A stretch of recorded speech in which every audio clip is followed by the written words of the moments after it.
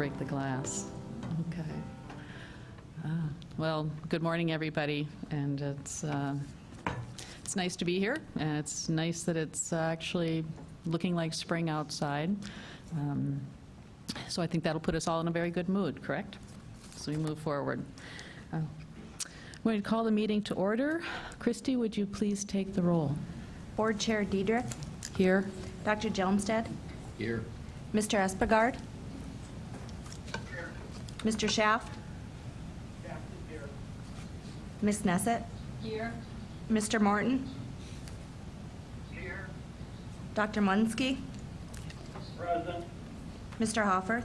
Here. Ms. Reichert. Here. Ms. Hofferth. Here. Okay, thank you. Okay. First on the agenda is approval of the February 27th, 2014 meeting minutes. Do I have a motion to approve? Thank you. Second? Second. Thank you. Christy? Mr. Schaaf. Schaaf votes yes. Ms. Nesset. Yes. Mr. Hofferth. Yes. Mr. Morton. Yes. Dr. Jelmstad. Yes. Ms. Reichert. Yes. Mr. Espegard. Yes. Board Chair Diedrich. Yes. Thank you. Item number 2 is approval of the agenda. Dr. Chair. Scogan? Thank you. I would like to recommend a couple of changes to the agenda for your consideration. To begin with, on item number 25, we would like to pull the request for termination from Dakota College of Botno.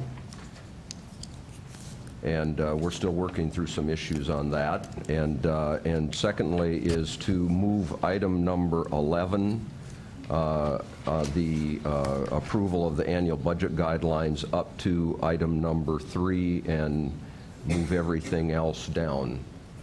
We can do that. Okay. And the reason for this request is we have Don Morton on the line, and he is actually at the Jet Center getting ready to take off, and so we wanted to have as many board members as possible involved in this conversation. So that is the reason that we are moving that up as an agenda item. Okay. Do we have a motion to approve? So moved. This is Don Morton. I want to approve. Okay. I want to make a motion. Okay. Thank you. Second? Or, I'll second that. thank you, Devin. All right. Dr. Jelmstad. Yes. Mr. Hofferth. Yes. Ms. Reichert. Yes. Ms. Nesset. Yes. Mr. Espegard. No. Mr. Morton. Yes. Mr. Schaaf. Schaaf votes yes. Board Chair Diedrich. Diedrich votes yes. Thank you very much. Okay, so with that, let's go into item number 11, the annual budget guidelines. And I believe we have Laura here. Has Tammy arrived yet? No? No? Madam Chair, maybe Yeah. we can begin with Mr. Espegard to do a report from his committee. There, very, thank you. Great suggestion. Mr. Espegard, would you please share your committee report? Yes, I will share my committee report. Can you hear me, Chairman? Yes, we can. Okay. I'm a little confused, I guess, this morning by your committee got together on March 7th and reviewed what we're reviewing today, and I'm a little confused. I did vote no, not to be negative on the process, but normally we would have a committee report. We spent a great deal of time in the committee, and I'll give my report as to what we did, but it seems to me to be going over the entire information again to the board is duplication, and that's the reason for my no vote. Yes, your committee did meet on March 6th and spent considerable amount of time with that. We looked at a number of items. All committee members were present, either by conference or in presence. We reviewed the Budget and Finance Policy Committee 30203, That was the first part of our deal. And I hope everyone's got a copy of this that I'm reporting here, because I'm going to just, for the purposes of time, I'm just going to review what we did do. We also looked at the semi-annual budget report, which was from December of 2013. Ms. Glass did that. She did a very good job of that. We discussed the adjustments that were made to address the revenue differences and the deficit balances and so forth, and we looked at that as well. We did have a presentation from Tammy Dolan in regard to the governor's funding model. Very good presentation. We looked at that also, and then we had the overview of the annual budget and the budget process. We did look at that, and Laura spent a great deal of time on that, and we talked first of all on the salary guidelines. As you know, the legislature approved a salary guideline of 3% across the board. I think you have all that information before you. I'm not going to go through that whole paragraph, but they've done that. So the strategic investment also we discussed. Then we discussed the governor's funding model as it relates to tuition. We looked at the recommendations of the tuition, particularly as it dealt with Williston, in that the request there was for a considerably higher tuition increase. It seems like a high increase, about a 7% there.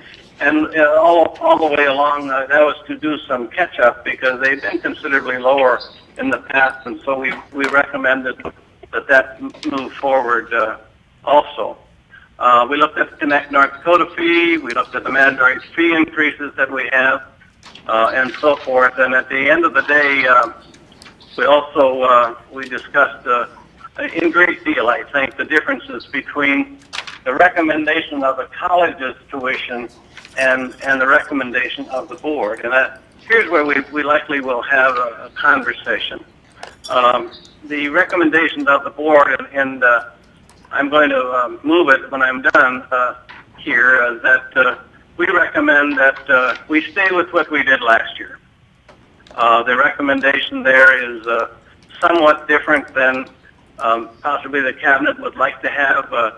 The cabinet's request is identical to what they requested last year, and the difference here, and I think Tammy Dolan is here, and she can certainly spend some time as we discuss the differences between the tuition raises that are suggested by the colleges and then the tuition raises that we have. As I looked at the differences, and just I want to sum up the differences here for you. As we looked at it, there are only about 5 colleges that have less tuition than they requested. And when I say requested, we're only dealing now with the cost to continue. The legislature did not fund this past year the amount of money that the colleges thought they needed for inflation purposes. And they only funded 5%. Which is, a good funding anyway. And in that particular case, it came a little short of what the total request was. And I think Tammy will bring you up to date on that. But we didn't feel that the students should pay the difference. That's the difference between the two requirements.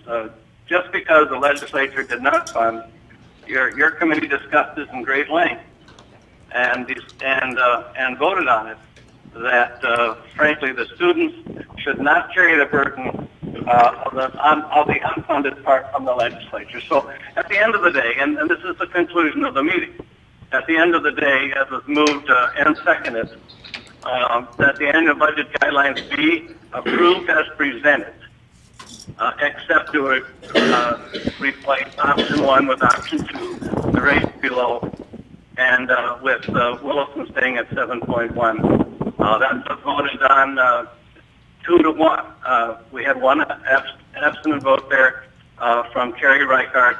I don't recall the reason. We can talk about that. It doesn't make a difference. But I would move that we adopt the budget guidelines, and with what I say, option 2 there. and I'd like to have you move that forward. That's your response, and I would second the Chair. I think two people were talking at the same time there. I didn't hear. Grant, was that you?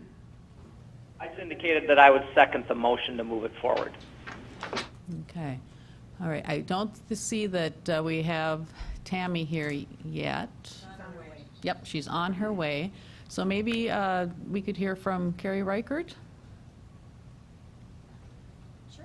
Yeah, so, just, I think my concerns with the recommended guideline, well, we came in with the proposal from the cabinet of a different structure than what was approved coming out of the committee. And there was the exception for Williston State College, and I read what was in front of us, and I felt I was comfortable with that, but I don't think we had a lot of information on the differences between what the cabinet was recommending and what we approved. And as to, as far as I'm concerned, I don't think that we want to be, I guess, a low-cost leader. I think, affordability doesn't just mean we're the least expensive. It means that, the value of what you get makes it worthwhile. And I didn't want to, if there was going to be a unfunded something, I wanted to know what it was so that we knew that we weren't jeopardizing quality by not allowing the requested increases. And so that was my concern. Just one information. I know DSU was one that really stuck out to me because I know that there are some things going on there where they may need to increase tuition. And so that was really my concern there in voting no. And just, I don't think it's a bad idea for the full board to discuss it. I do think it's a pretty big issue, and we discussed it as a full board last time. Of course, we didn't have the committees, but I think this is probably about as big an issue as we're going to get. So I'm looking forward to discussion with the board. Okay. Okay. Thank you. Yeah. Any other comments? Madam Chair, You have a recommendation? if I could ask Laura to come up and actually go through the full budget. There's some really good news stories in here, and I'd like the board to hear all the good news story as well. And as soon as Tammy shows up, Tammy's going to go through sort of an abbreviation of what she gave the committee relative to the funding model. And if we could, Tammy is here. Yeah. We are delighted, Yeah. and so I'd ask Tammy and Laura to come forward and to go through that in more detail for you. Okay. Thank you. Madam Chair? Yes, Dwayne. You want to withdraw the motion? What are we doing? I think we're want to doing withdraw this- the motion on the floor? Yep, and we're having the discussion section of it. And you want to enter this as discussion, what she's talking about? That's fine, okay. Madam Chair, members of the board, I'm on page, I guess it's 4 in the upper right-hand column of the PDF file. It begins with the summary document regarding the annual budget, and I know Mr. Espegard mentioned several of these points, but to follow up on what the Chancellor indicated in terms of the good news of the guidelines, certainly the guidelines do provide for salary increases for all employees during the next fiscal year. That would be a minimum average increase as a campus of 3%. Certainly institutions have the authority to go more than that. The other point, and Mr. Espegard mentioned this, is the guidelines do call for a reduction in the Connect North Dakota fee. That fee has been in place, as you know, for several years to help support that software system that supports all of our administrative functions, including finance, HR, payroll, and all of our student records. And that fee has been $81 per semester. The fee will be reduced, if approved today, to $66, and in large part that is driven by the retirement of the debt that was issued at the inception of that program. The fee could go down slightly more than that as a result of the debt payoff. However, we anticipate some cost increases going forward for software licenses and personnel costs, and so that's been offset a bit and believe we can stabilize the rate at $66, at least for the next 2 or 3 years, hopefully. So while there are some cost increases, of course, that we're talking about relative to tuition and other fees, there will be some reductions, at least in that fee. And Madam Chair, members of the board, I guess I'll stop there and see if you have any questions for me or Tammy. Tammy, thank you. Well, thank you, Laura. But Tammy, thank you for making the quick switch here. We're trying to accommodate as many board members as possible, and we have Don Morton on the phone, and because it's that important to us that we have input. So I've heard you, I think, maybe once, maybe twice, give your presentation on this model, and I think it is very important that we all hear the same presentation. So if you would, please share with us how the funding model works.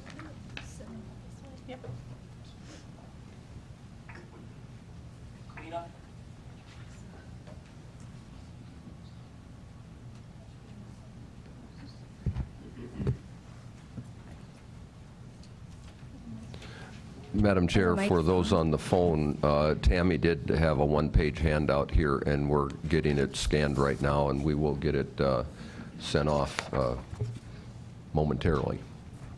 Thank you. Is this working? I couldn't tell if the mic was working or not. I think so. Okay, members of the board, what's being distributed is really a brief, very brief summary of the presentation I've done before. There's 2 sections really to the handout, and the top is just a quick summary of how the formula works. This is the part that's actually in the statute, and unless you want me to go through all of that, I'll just quickly run across the campuses receive a per student credit hour funding amount that they receive for each completed student credit hour. So then that's the appropriation that they get for operating expenses going for the upcoming biennium. And that's all of those salaries, benefits, all the typical operating expenses that an institution would have. The numbers that are in the boxes across the top are the totals for the whole system. I didn't break it down by institution, but it's just the totals for the whole system. So in total, the formula generated $563 million for the system for the 2013-15 biennium. There were 3 components to that per student credit hour payment that the institutions received. First, there was a component that covered the base funding, which was their ongoing appropriation from the prior biennium, and that also included that $16 million equalization payment that brought brought the institutions within each tier closer to the same per credit hour funding level. So that was the $517 million base funding. On top of that, there was an inflationary factor that was added. And the approved inflationary factor was a 5% annual adjustment. And that was applied equally to each institution. And that money was intended to cover what I think is typically called cost to continue type issues, or total operating the increases in total operating costs.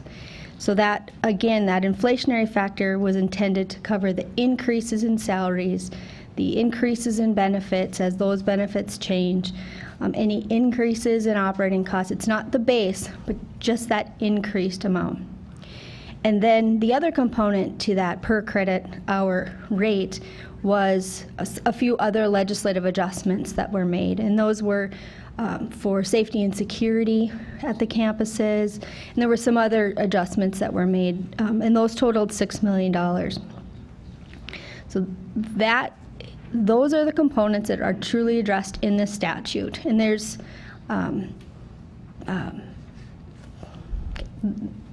I'll just leave it at that. Did you want me to go into any more detail, or is that enough for the formula? That's fine. And then just explain the state share versus Yeah. student share portion of this. Yes. Now, so the next piece is, I'd like to go through the inflationary factor piece in a little more detail. That is, the calculation for that is not delineated in statute anywhere, but there are several components that we use, but they're not laid out in statute, and that's the reason for that would be to allow for some flexibility. Things in those areas change. You don't want to have it all laid out and very prescriptive, so you can adjust for if you need more utilities one year and less another year. So the inflationary factor, again, is used to cover the increase in total operational costs, or that cost to continue portion. The numbers I've shown in the boxes here are only, they're for a one-year period only. The appropriation, of course, was for a biennium, and I just did a simple division in two to show you what it would look like for 1 year at a time. And because right now today you're addressing that second year of the biennium only, so that's why they're half of the biennial amount. So for this year, the estimated increase in total operational costs would have been $35.6 million. And that's what was included in the budget request that came in, and what was part of the recommendation. But that's total costs, including then we applied the state share, student share split. Again, that wasn't in statute anywhere, but it was part of all the calculations. So assuming, the assumption is that that the students will participate in some part of the increase in the costs of running the institutions, and the state will pick up a portion. So we did apply in the calculations for our recommendation the state share, student share splits, which you know what those are. I'll just go through them quickly. For UND and NDSU, it was a 60-40 split. For the other four-year colleges, it was 70-30. And then for the two-year institutions, it was a 75-25. So that was the assumption made when we were running through the recommendations. When you applied that, you get the state share for this fiscal year would be $23.25 million in total. And again, these are for the whole, for all the institutions together. And the student share of that would be $12.35 million. Throughout the legislative process, there's a lot of negotiations, and in the end, what was appropriated was $19.75 million. And that was based on that 5% annual inflationary factor that I mentioned previously. So when you ran all those numbers, you got $19.75 million. And in the box above, you'll see that the state share was $23.25. So the appropriation did not cover approximately $3.5 million of what were the anticipated increased operating costs for the year. And so that's the state share. And on the student share, then, there's the 12.35. That amount is assumed to come from institutional revenue of some sort, tuition increases or whatever they determine they can fund it with. So I believe, some of the issue you're talking about today is what to do with that $3.5 million. Where does that come from? That's not addressed specifically in statute anywhere, but there is that amount, and that's how it was arrived at, of anticipated costs that wouldn't be covered with the appropriation for the state share. Okay, thank you. I know I'm watching the time here. Don, you have until 9:45, is that correct? That's correct. Okay, so maybe, would you like to share your, views on this, Don, since you seem to be the one that is on a time crunch, or is there other board members that would like to ask questions of Tammy? Yes. If Don wants to weigh in, I'll yield to him. Otherwise, Tammy made a great point there that I'd like to say one more time. Okay. You want me to talk now? Yeah, I would like Don to chime in now, please. Okay. My only thought is that everyone was very happy with the governor's funding formula last year, and part of his funding formula is that the campuses will determine tuition rates on their campuses. The presidents will determine the tuition rate. They are closest to the issues, and I don't see any reason to veer away from the basic principles of the governor's funding formula. And part of the funding formula is that the campuses do have some input on tuition.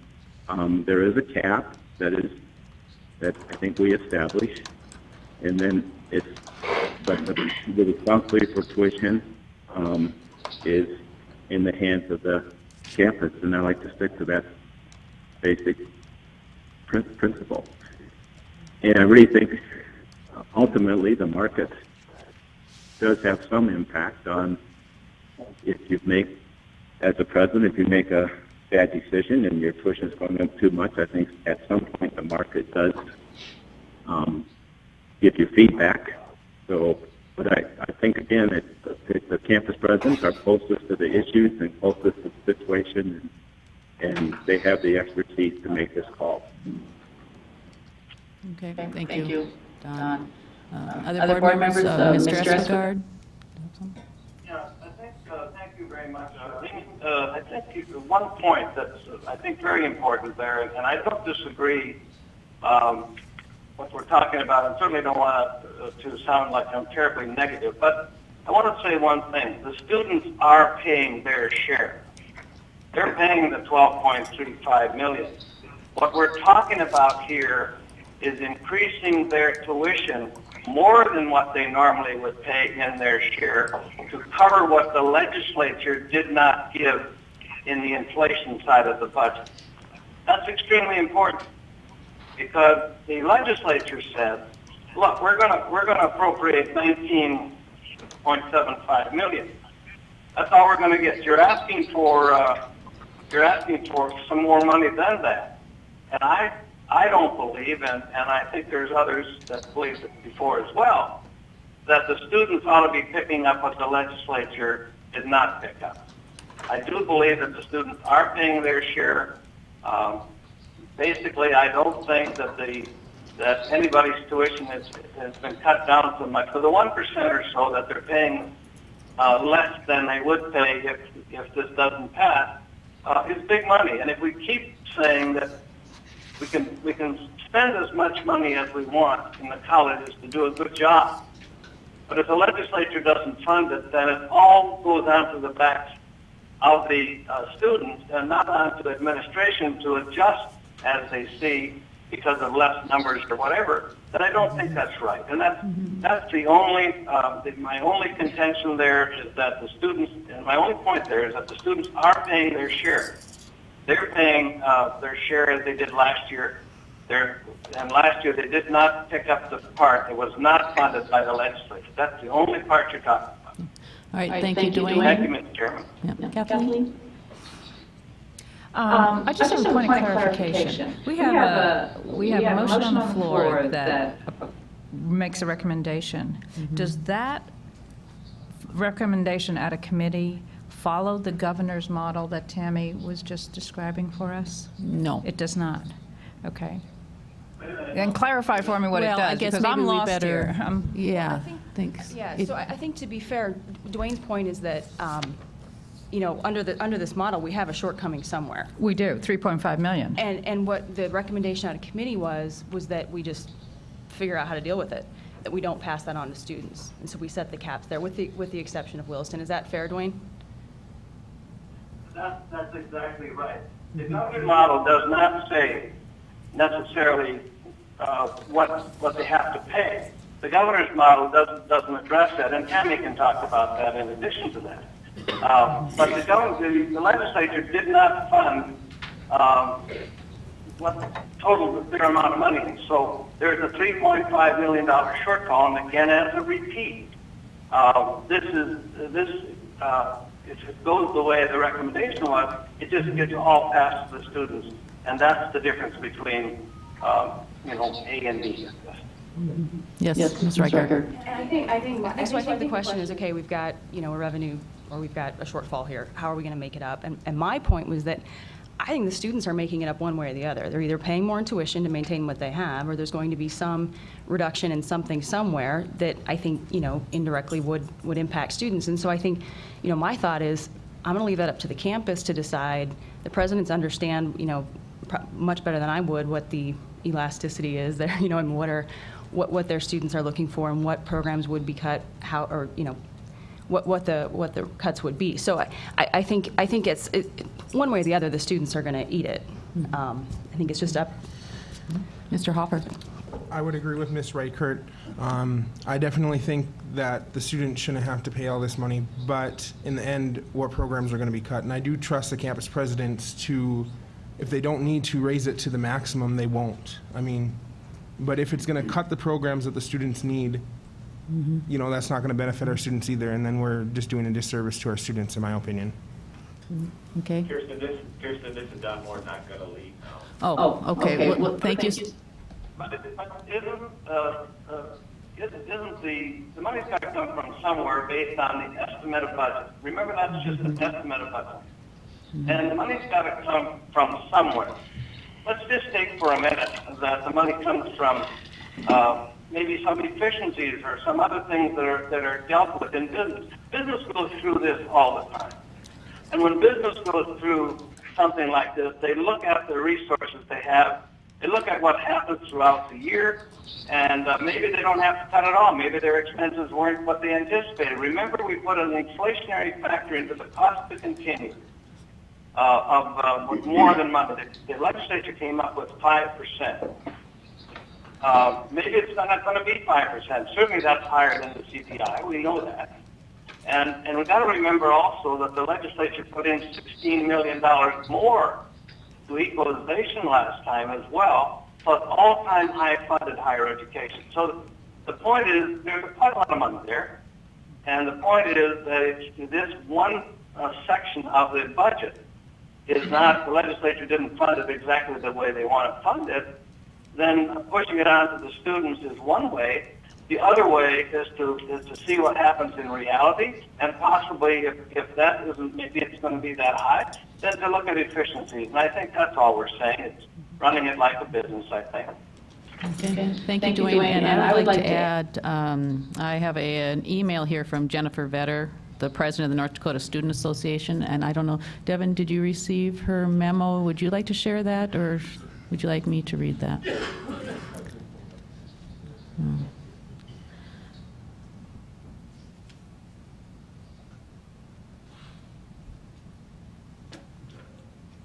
It just says the North Dakota Student Association has not taken a stance on the proposed tuition and fee caps for the 2014-15 academic year.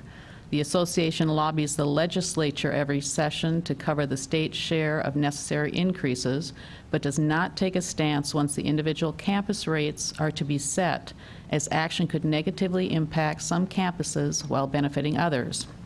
I have encouraged our delegates to collaborate with their campus administrators in finding a rate that will be beneficial for the institution and favorable to the student body of the specific institution.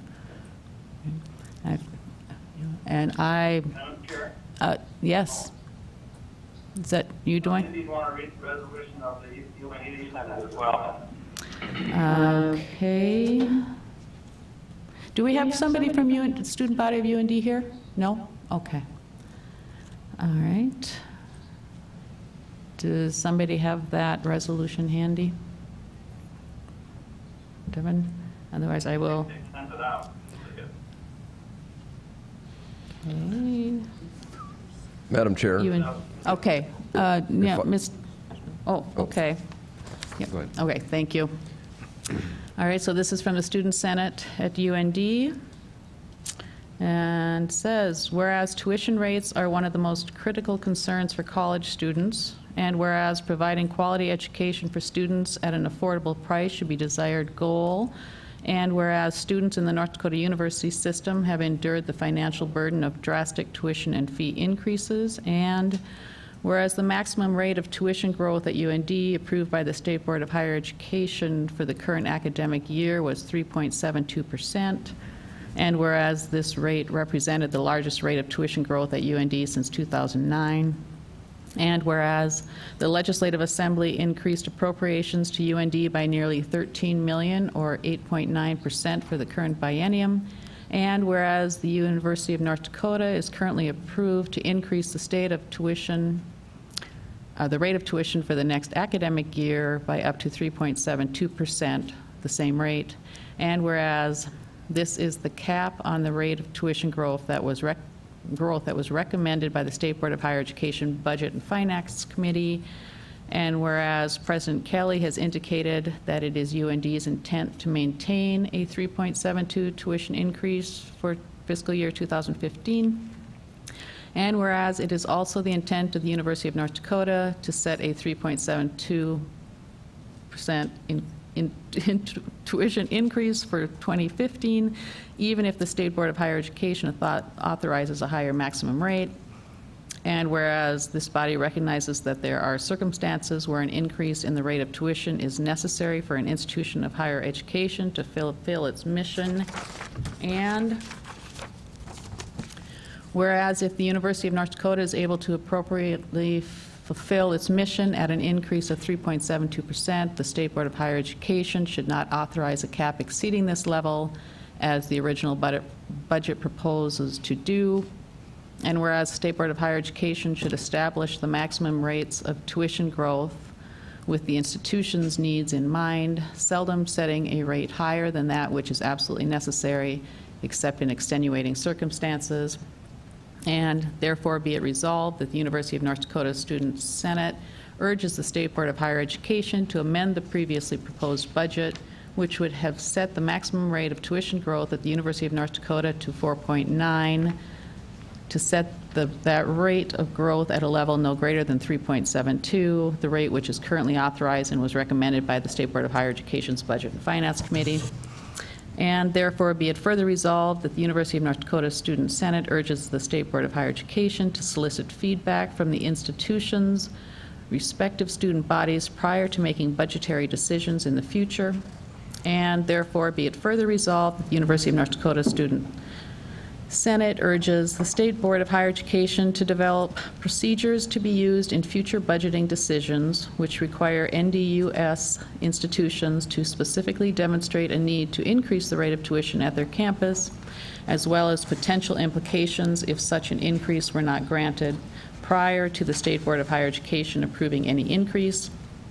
And therefore be it furthest resolved that the University of North Dakota Student Senate urges the State Board of Higher Education to continue to take steps to identify and address inefficiencies present within the various campuses of the North Dakota University system in order to maximize the value that students, donors, and taxpayers obtain from their investments. Do we have any other student feedback from the guests in the room? Any? Madam Yes, Chair. Mr. Kringler.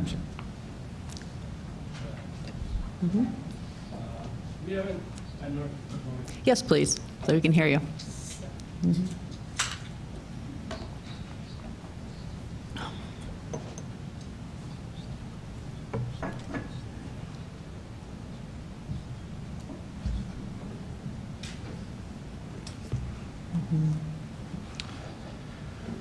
Good morning, Madam Chairman and members of the board. My name is Robert Kringler. I'm a student at North Dakota State University. At NDSU, we haven't taken any formal action in terms of passing a bill or any memos, but we have been part of many conversations over the past month or so with our administrators, with our other student leaders. I would say in general, it is a consensus that we pretty much align with the views of our counterparts at University of North Dakota.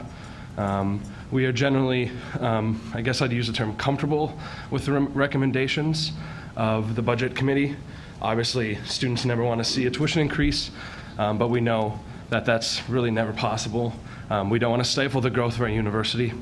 We're more comfortable with a 3.2 than we are with a 4.2, to put it blatantly. And when we talk about, losing the quality of education, I would beg the question, is that 1% difference in tuition increase, is that really going to drastically affect the quality of education on our campus? Are services going to be cut that students are going to be upset about? And I don't know if that 1% is going to do that. I also have some hesitations of the impacts of funding what the state decided not to fund.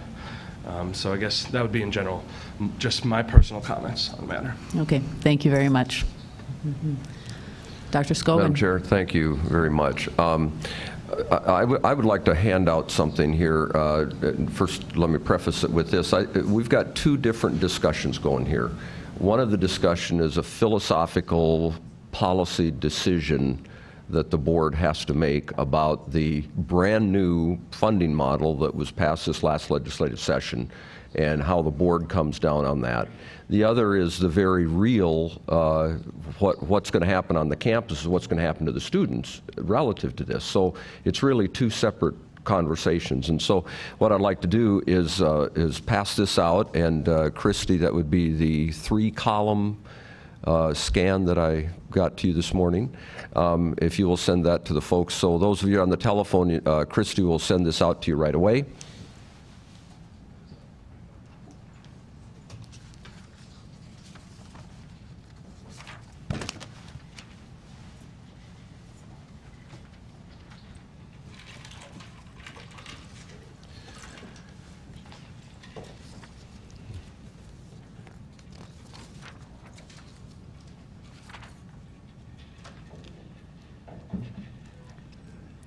Okay, I'll wait for all the board members to get it. And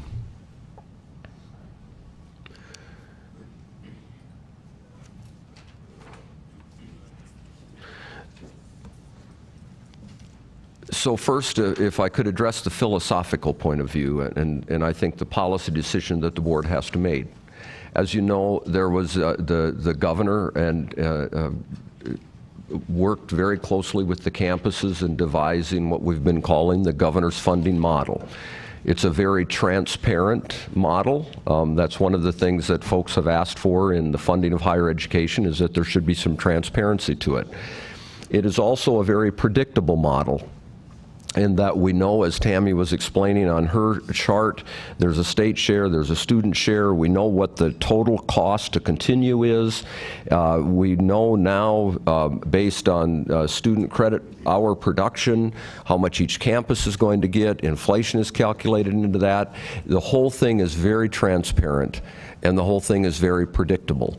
And one of the pieces of the predictability of this is that when it feeds into what your decisions are, that's how come we end up with things like instead of just saying, well, you can have a 5% tuition rate, there's an actual tuition rate that's a cap. So for example, it could be 2.13 for one campus. It's going to be 3.28 for another campus. It's going to be 2.42. These are not arbitrary numbers. This is a very transparent way to fund higher education. And so it was not completely funded this last legislative session. And when the governor was lieutenant governor, he, of course, did this for K-12, developed a funding model with a task force, and then it took a couple of sessions for that to be fully funded. And so we move forward, and I think for the board, that you have a policy decision, is that as we move forward with this funding model, is the board completely supportive of the way the funding model feeds then into the campuses.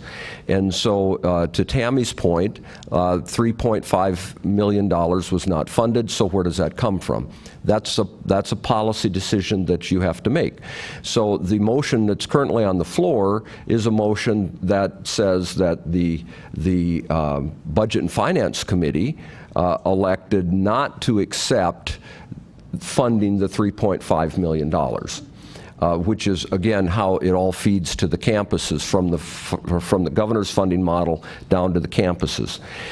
Now, and then here's where the rubber meets the road. So what I've done on this, in column number 1, is the column that fully funds the model as it hits the campuses. And so your presidents are saying, from a policy perspective, that the board should be supportive of the funding model and supportive then of how that $3.5 million would be funded. However, on the far right-hand side, we've worked very closely with the presidents and said, but what do you really need? And so philosophically and policy, you accept the way the funding model is developed. So BSC, for example, under that model would have a 3.81% tuition increase if all that $3.5 million was to be passed on.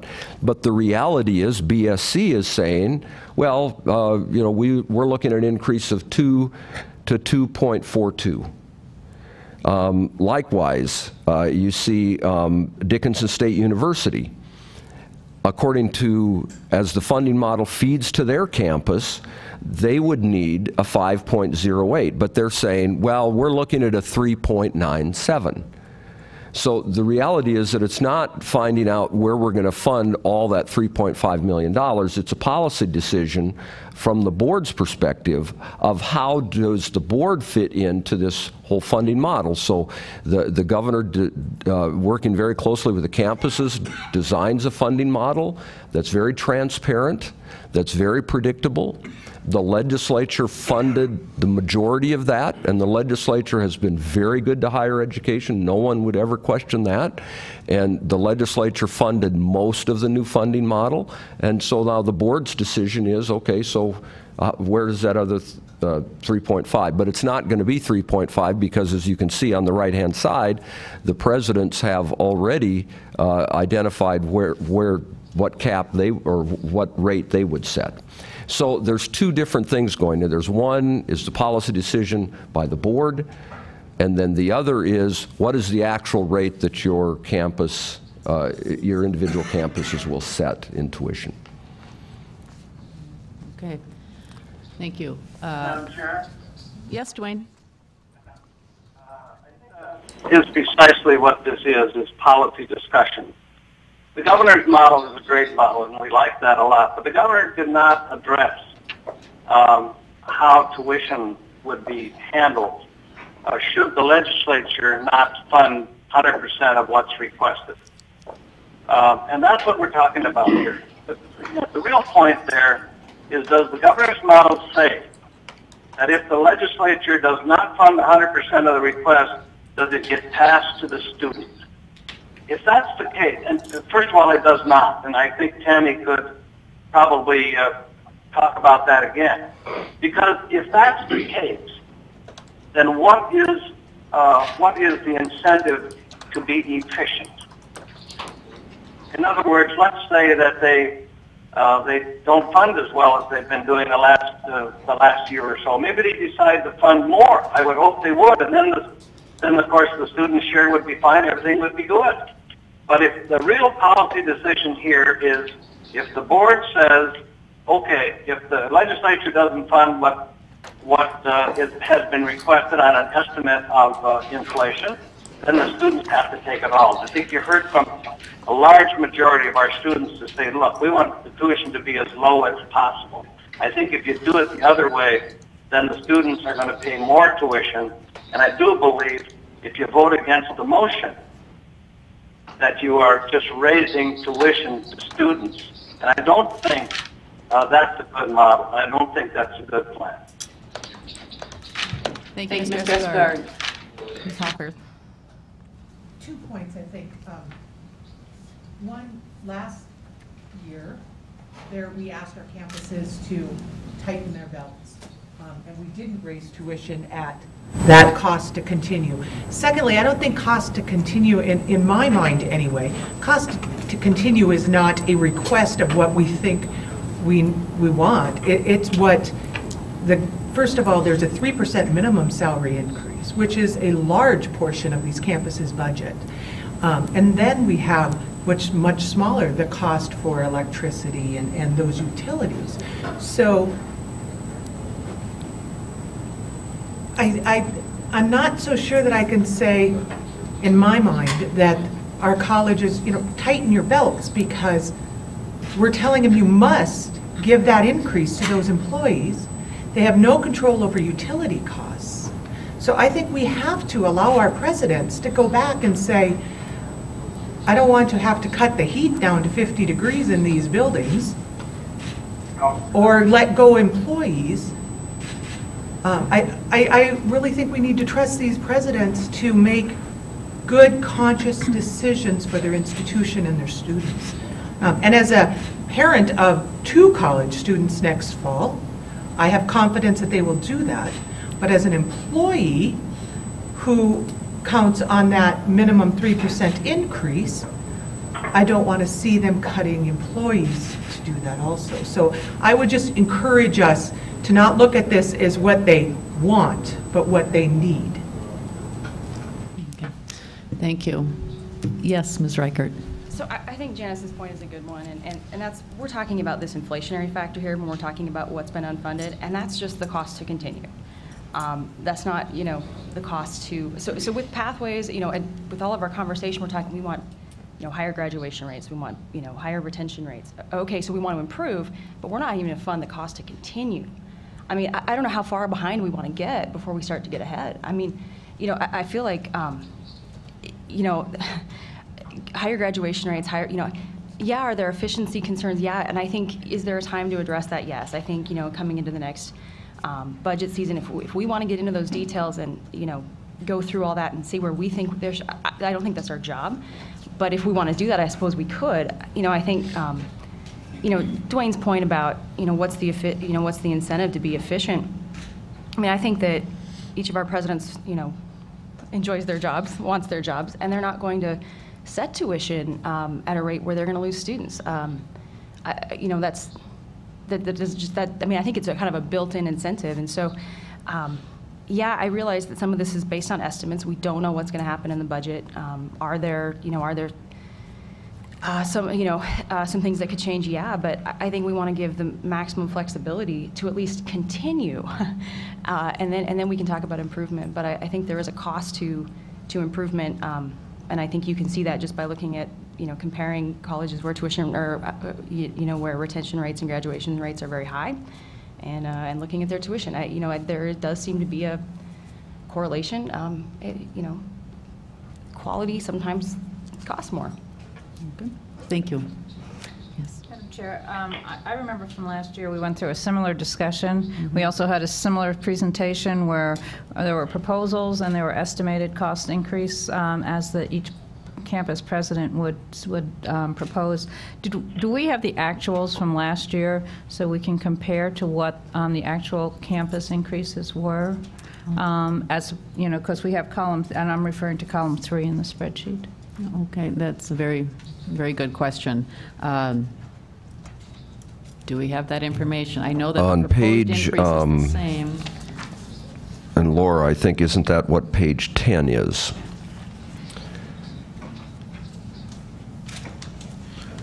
It's a 4 columns. Oh.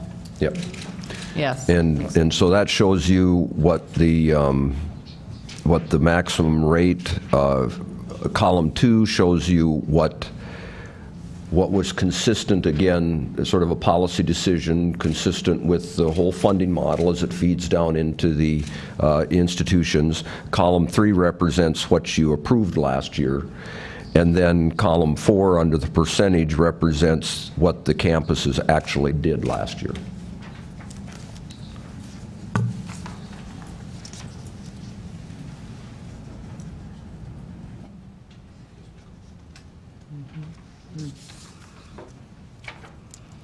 Okay. And so if I am looking at the latest sheet for 2014-15, it appears as though the expected rate of increase in many places even is a little lower than what the Finance Committee proposed. and maybe in one is it higher? And it equals the, what fits with the model. So I think I would agree with Dr. Scogan that this is a philosophical conversation and discussion we're having and a decision that we need to make. If we're looking for efficiencies, I don't think that the way to force efficiencies on a campus is by adjusting their tuition. I think that we, as a board, would have discussions later on as to what kinds of efficiencies we're looking for and request it of our presidents that way, not through limiting their tuition and forcing it through that avenue. So, yes, Mr. Espegard. This necessarily isn't a conversation on efficiencies. My point on efficiencies was that this money has got to come from somewhere. You're not talking about a lot of money, individual campuses. All you're talking about here is a philosophical thing, is this, that if the legislature didn't fund this last time exactly what we wanted in that particular case, does the students have to pick it up? You've heard from a majority of your students who say, hold the tuition as low as they can. You heard from a large part of them say, we want to stay at the lower level. And that's what this is about. It's about the student, listening to the students. And I think we should listen to the students. I don't know if students were at the budget committee and on the telephone or where they were, but to be honest with you, I think this is a case where we should be listening to the students. And if you look at actually what the colleges did, and you look at what your budget and finance come up, and they're delivered in their talks for a good long time, I think you would see that that the philosophical differences are not that big, and that holding the tuition down is a good sign of what we want for the future for our students. And I think that's what this is all about. It is about laying people off and not turning the heat down and all those kinds of things. That's not what this is about at all. Thank you, Mr. Espegard. Yes, Grant. Madam Chair, just briefly, because I think most of the points have come out, and I think the real issue has been clearly defined, but I do want to add to the discussion that as a board, we seem to have a very short memory on tuition increases and how it affects the Board of Higher Education.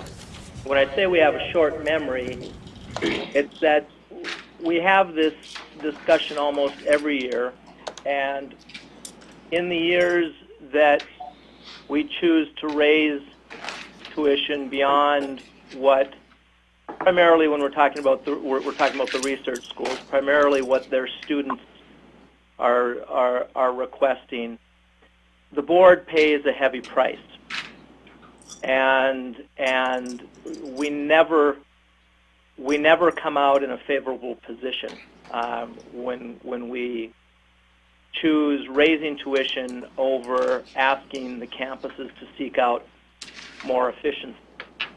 And so historically, I have always voted against the tuition increases, and in many years, I have voted against any increase.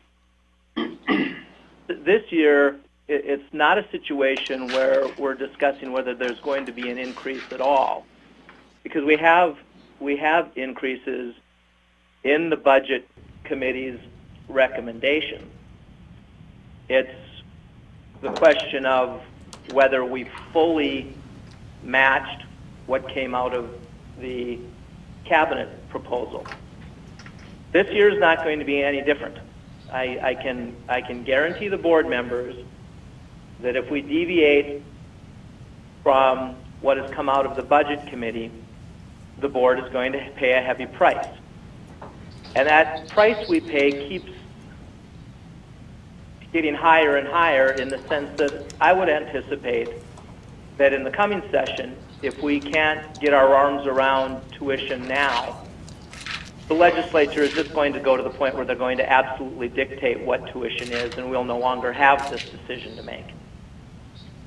And so my view is that we adopt the Budget Committee's proposal, which, as you can see in the 3-column chart,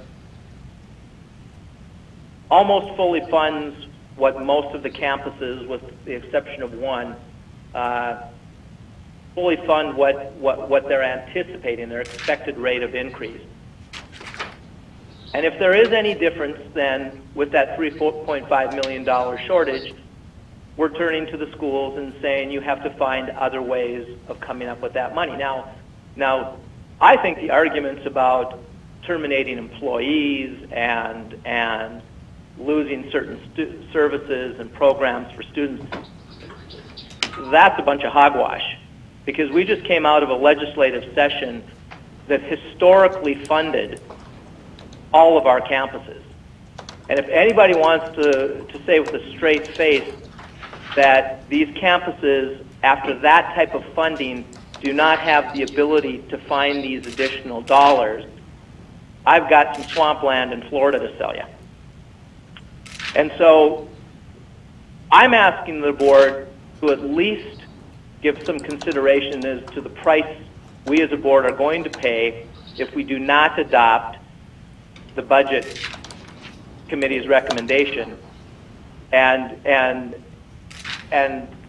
we'll realize that probably this afternoon. So my view is strong. I'm on the side of seeking efficiencies on the campuses, funding tuition increases at their expected rate of increase, but sending a clear message that the Board of Higher Education does have the ability to get its arms around this and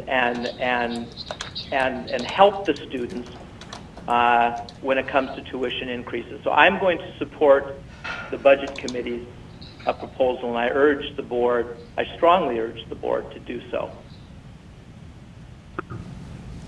Thank you, Grant. Madam Chair?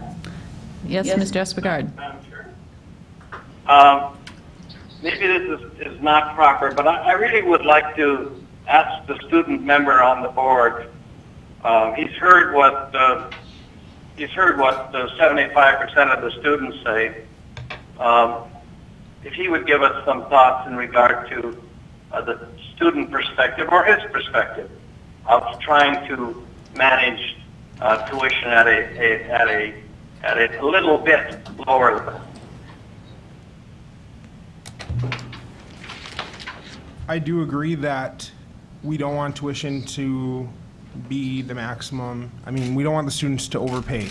But I do agree that I think it's ridiculous that we are setting these from the committee meeting, because obviously something is going to be cut. There's no way that we can make efficiency with however much money. Let me see here. 3.5 million was not funded. You can't, on the campus level, they're not going to be able to make up that 3.5 million. Some people might not think that's a lot, but to me, it could be important student programs, services that are going to be cut, potential employees that are going to make the campus level maybe even more inefficient because they don't have as many people working and they're not getting the job done as fast. In my opinion, I support the Chancellor's recommendation. As we all know, not all the students agree with that, but I would be in favor of the Chancellor's recommendation. Thank you. Madam Chair. I also wanted to say, and I think this is great from the University of North Dakota, to say they'll only go to 372. That takes a large chunk out of that 3.5 cost cutting. University of North Dakota has indicated to the students that they will only go to 3.72 prior to this vote. And I don't have my numbers in front of me, but I think that was well over $1 million some dollars. Laura would know exactly what that is. And of course, I'm going to support the motion. Thank you, Mr. Espegard. You said quite a bit in that last comment, and I think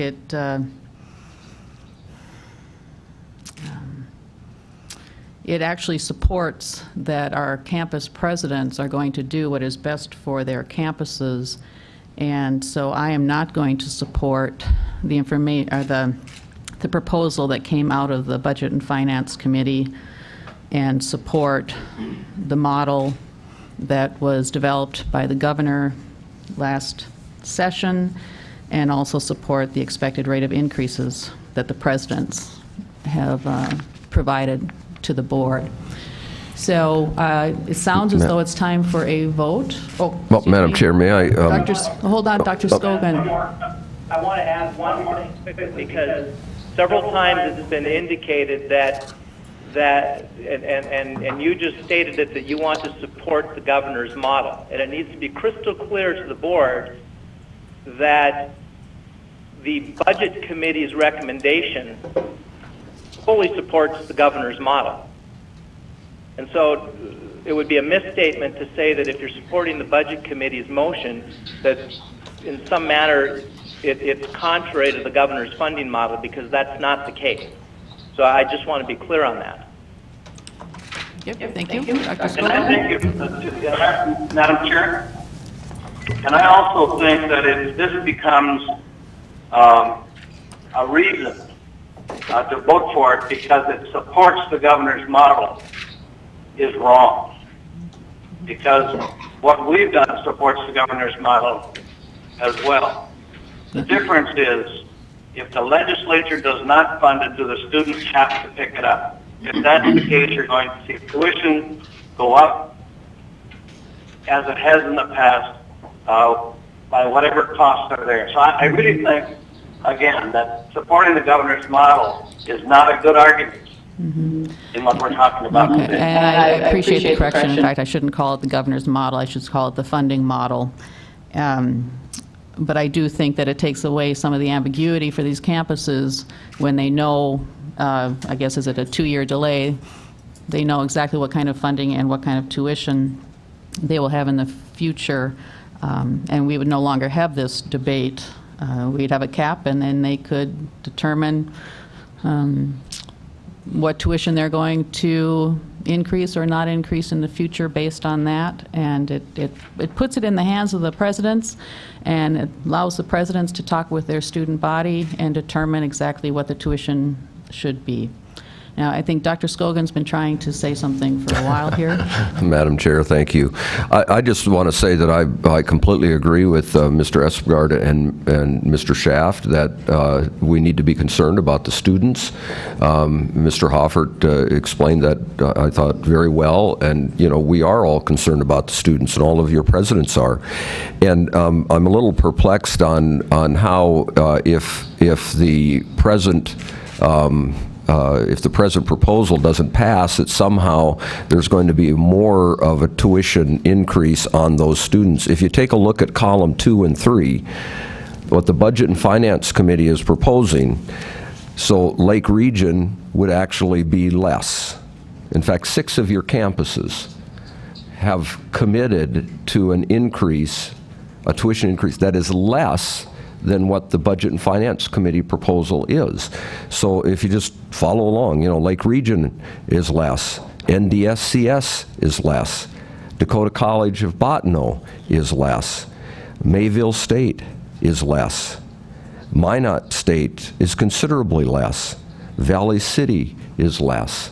So 6 of your campuses have already committed, and so it's not, so I guess I take exception to the thought that if for some reason the Budget and Finance Committee proposal isn't passed, that somehow there's going to be a huge increase on the students. 6 of the presidents have already committed to less tuition than even what the Budget and Finance, and so then it goes back to the philosophical discussion again.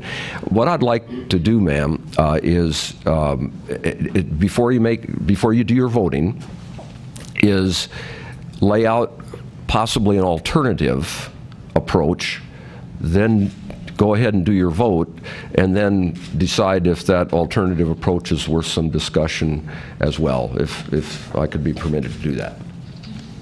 Sure. Thank you. Madam Chair, this is the way.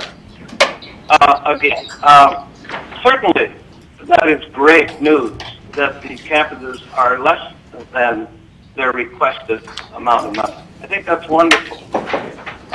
And I think that also speaks for the Budget Committee's work. The Budget Committee working along, which is a committee of your board, Madam Chair, spent an awful lot of time talking about this. The presidents are spending an awful lot of time seeing how they can keep the tuition down. Why ask for more to open the gates up when I think at the end of the day, nothing would have to be cut. The students would be knowing that the board is watching out for the tuition as much as the presidents are watching out for the tuition. But we don't have a large tuition, wide open spaces, in other words. I think that's really what we're talking about here, is everybody working together. At the end of the day, you saw where one of our largest universities was asking for 4.9, and right away they came to 3.72. Why ask for 4.9 when 3.72 is what they've already agreed to? The point is, I think there's room in these budgets to hold down tuition for our students, and that's where I come from. It's holding down the tuition for the students as best that we can. Thank you, Mr. Espegard. Question here, option 1 proposed, just since you brought up UND, asking for 4.9, or was that calculated from the data from the calculated cap? So it wasn't that Dr. Kelly came forward and said, I need 4.9. No, absolutely not. And This he's is committed where to the model 3.72, actually, as Mr. Espegard correctly points out, and that's a big chunk right, of the 3.5 million that, Yeah. that is being talked about. So based on the calculations of the, I think Larry's point was well made, that, you know, it is a very good thing that the bulk of the campuses have an expected rate committed from the president, which is less. The only difference I have in what the chancellor said is that this board needs to recognize that although the campuses have committed to those rates, that is an entirely different thing than what the board actually resolves. Because at the end of the day, what the board resolves is what counts. I understand from a practical effect that might be what the campuses do, but from a policy standpoint, how the board acts on this is the official position. And in that sense, I don't think we can hang our hat on what the president's commitment is, even though that's a good thing. We have to put forth a policy as a board, and that's what is going to get the attention of the legislature, of the media, of the students, et cetera, and that's the difference I have with the chancellor's statement, although the position of the president is very good. I agree. Thank you, Mr. Shaft. Okay, so I think we have a motion, and it might be time to vote on that and move on. What you just handed out, Dr. Scogan, is something that would, if the motion should fail, that we would look into this as an option, or are you saying? Yeah, I will. I think you've got a question on the floor here. Right. After your vote, then I can explain what I would propose. Yeah. If somebody wanted to move an alternative. That's. Madam Chair, I'm a little confused. Our chancellor can bring a proposal to the board. We've got the board work here. We've got the budget work here. It's either going to fail, go up and down. I'm going to vote for the students. And if there's an alternative there that's somewhere in the middle, I have real difficulty with that coming forward at this time. Actually, Mr. Espegard, it's the same sheet that you received before, but just with the recommendation for a motion that would be possible if we do not pass. the current motion. There's Yeah, 4 or I 5 of us on the phone here. I haven't seen it. Yeah, I think, We can take it up at our next budget committee. If this thing fails, we can take it up at our next budget committee. We're going to meet on the 16th. okay. If it wants to be sent to that committee, that'd be fine.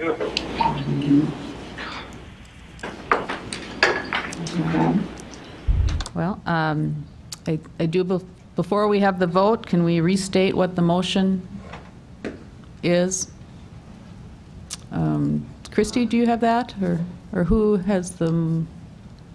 It was just to adopt the budget. I'll read the motion. Okay, thank you. Motion out of the committee.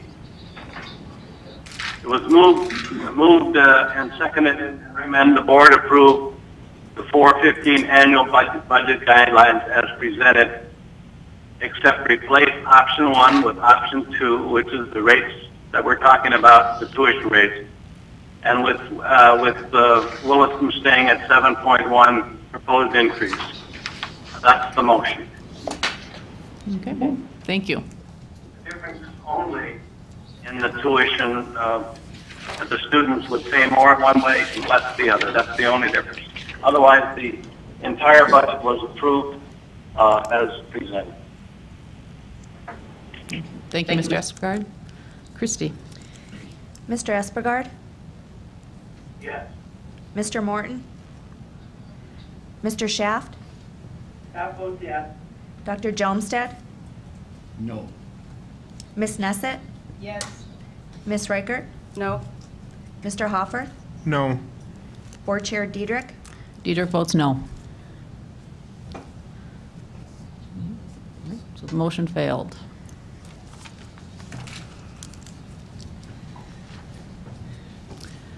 Next steps.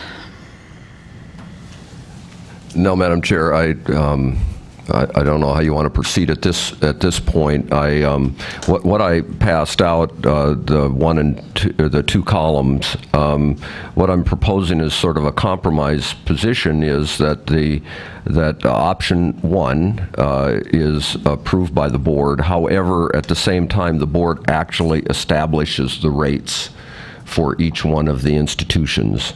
In many of those cases, they're the same, but in some they're less. And then if the institution, if the presidents find that they have to do anything above the established rate, they would have to come back to the board and have a discussion with the board and get permission to go beyond the established rate up to the cap. But I don't expect that to happen. Okay. It looks like we have Dickinson State is questionable here. It's that's the one, but all right. Madam Chair? Yes, Mr. Espegard. Send this back to the committee for a couple of things. One, to save some time, and the other one is to spend more time with the committee looking at what we're talking about here. This is a major event here. We voted to raise. We voted not to cut the students' tuition down, which is crazy. I think we should go back to the budget committee. Budget committee will relook at it. Maybe there's a new alternative in there. Maybe there's some compromise. Maybe there's not just a wide open thing on tuition. Maybe go back to the colleges. The colleges say, well, we don't quite need that much. We need this much. And maybe we can come out with something that we can be uniform on.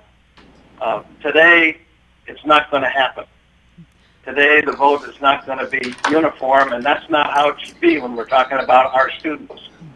I believe it should go back to the Budget and Audit Committee. We're going to meet within a couple of weeks here. We're also going to meet in April. It can come to the April meeting at that time, certainly in time for budget considerations. Okay. Mr. Espegard, I think we need a little clarification. You're talking about these increases where if I'm looking at what the rate of increase that the schools are proposing, they are lower than what your committee proposed. So I don't see why this has to go back to committee when we're actually going to have it lower than you proposed. I think this is a win here. And the budget committee needs, and possibly they'll be fine. But to come at this date with those is a little bit different than we're used to. Send it back to the committee. Colleges have done some work, say we don't really need what we hope for there for a while.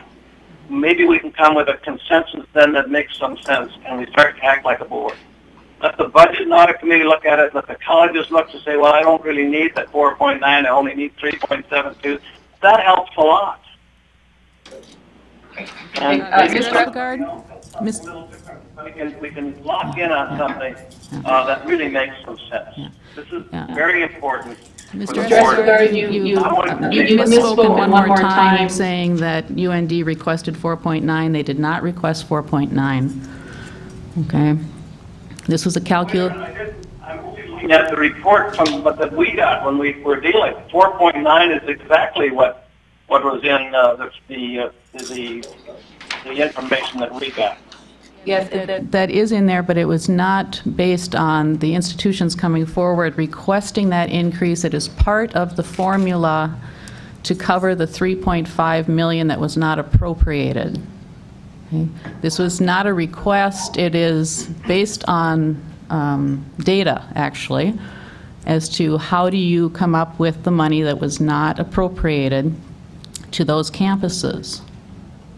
Well, I have to say that certainly isn't what the budget and audit committee heard. What we saw is that the request was for 4.90, and it's what came out of the work, the stuff that we had, and that's the same dollars that came out last year.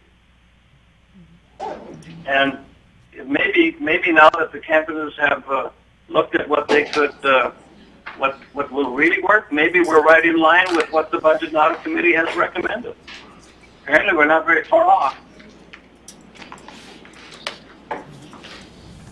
No. I think we should go back to the Budget and Audit Committee, and I'll bet we come out with some kind of a consensus. Mm-hmm. Are there board members? Send it back to committee. Comments? Carrie, you're on that committee? Yeah, I guess I think that makes sense. If we'd like to proceed that way, that would, I mean, procedurally, that would make sense to me. I just want to make sure, as Dwayne said, that we're not putting anyone in a pinch by doing it that way, but that would seem to make sense to me. Yes, Laura. Madam Chair, members of the board, certainly, we're open to what the board wants to do in terms of sending it back to committee and back to the board again. The only thing I would ask is to keep in mind that we have to have our annual budgets and our salary uploads for new salaries for the new fiscal year done by about June 8th. That's thousands of employees. And so if we delay this decision again until the end of April, that gives the campuses basically 1 month to get their entire budget done and all those salary changes done, which is probably not practical. So I think if you are going to push it back to committee and another board decision, we may have to have a quicker succession of meetings to bring this to some resolution so they have adequate time to get their work done. Maybe I'd ask Laura, we'll have the answer to this, Laura. Why couldn't the campuses go forward with their salary increases and so forth? This would not affect any of that. Madam Chair, members of the board, certainly it may not impact the minimum 3%, but if some campuses were able to do more than that, in terms of a salary increase with or without this funding, it may influence that to some extent. I mean, there are certain things they can do, but they certainly can't bring it to conclusion without some direction on the tuition rates. They can get awfully close, because if you look at what they're planning on now, we're not very far off of what our committee report's recommendation was anyway. Thank you, Laura. So do we need a motion to send this back to committee? Or I'm not aware of how we handle this. I would make a motion to send it back to committee. Yeah. I just didn't even know if we needed one or how we Robert's rules here. Yeah, where's our lawyer? Murray, we need a motion. Do it by motion. Okay. So Dwayne, your motion is to... Send it back to committee. Okay. Is there a second? I'll second that. Okay. Any discussion? My concern is, will we come out with a different, will we be going through this conversation once again? Or maybe if there's a little more clarification in committee as to where option one's numbers actually came from, so they realize it was not at a request from the schools, but part of the model. I mean, if that's what you're going to discuss, that would be helpful, I think. Otherwise, I'm afraid we will come back and have this same situation at the next meeting, and once again, possibly not approve the recommendation of a committee. So, Ms. Reichert. Right. I mean, I think from a practical standpoint, you know, I think, you know, based on the conversations we had there, Grant and Dwayne, you can correct me if I'm wrong, but, you know, looking at this column 3 that is, you know, the president's expected rate of increases, because those are all lower or equal to what we were looking at in our committee. You know, I see this as just being this ongoing philosophical debate among board members more than, you know, actually having a practical effect. And I guess maybe just so we don't hold up the show, you know, we can, you know, allow our debate to continue, but at least approve something so they can go forward. And I mean, you have those numbers. Do you guys both have those numbers? I don't have the numbers. I think we're going to meet in a couple of weeks. We go back. I don't think we can have I think the philosophical discussion has been had. We know where we're at on that. Now let's get the real numbers as to what colleges think, and I think a lot of this wouldn't have had to be today, had to have this conversation today if we could actually have seen, instead of those numbers when we went to our committee, if we'd had the actual numbers, we would probably had not had this discussion at all. Well, but I think what we're saying, I mean, even though you don't have those numbers, I'm looking at them right now, and they are all lower than what the recommendation out of committee was, equal to or lower. And so, you know, just given that, I mean, I don't think we were going to go any higher. I mean, you've made your, you know, position very clear. I think Grant has too. And so I think that, you know, that while we could do it that way, I think it probably just delays a little bit, you know, progress, because they are all lower or equivalent to what the recommendation of committee was.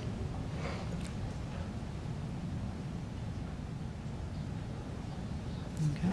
So I guess what I'm saying is, while I respect the procedure, and I ordinarily would agree that, hey, let's send it back to committee, just given the situation we're in, that we're all in this, you know, it looks like we're not going to go any higher than that. No matter what happens, the outcome doesn't change. It's kind of a moot meeting, if that's the purpose for it. Not a moot meeting. This is probably one of the most important meetings that you'll have all year. This is about governance. This is about philosophy. This is about a lot of things. It's all about the students, and that's what we're talking about.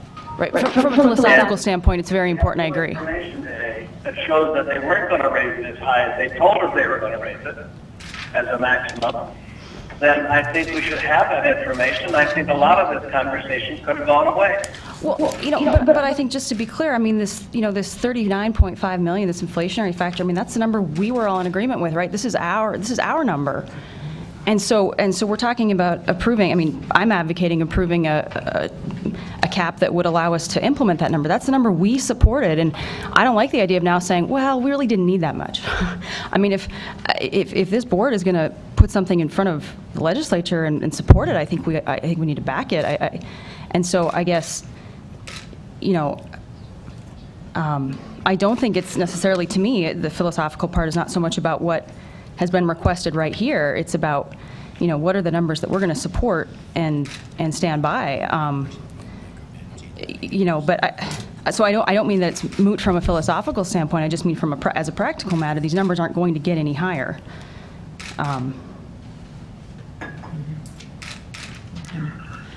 Madam Chair, this is Grant. I just have a quick question, because I want to make sure I'm following what everybody else is looking at.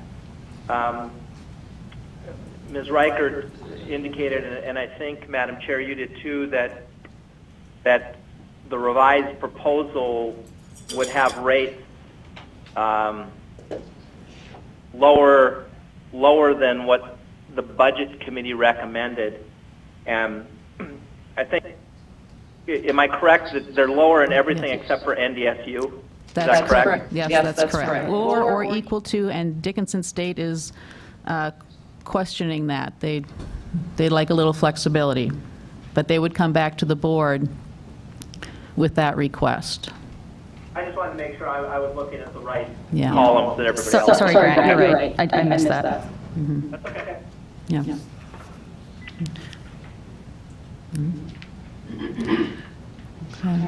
And if I could just repeat one more time that the proposed option 1 was not numbers that the campus provided to the system office. They are the numbers that were calculated based on the funds that were not appropriated at this last session. It did not come from campus. They did not change their mind. Okay. And they have looked at their budgets and said we don't need that much in the majority of the situations, and therefore I'm going to continue to support the funding model as is and the expected rate of increase that the presidents have set forth. However, our motion on the floor is this going back to committee, I believe. Right? Ms. Reichert? No.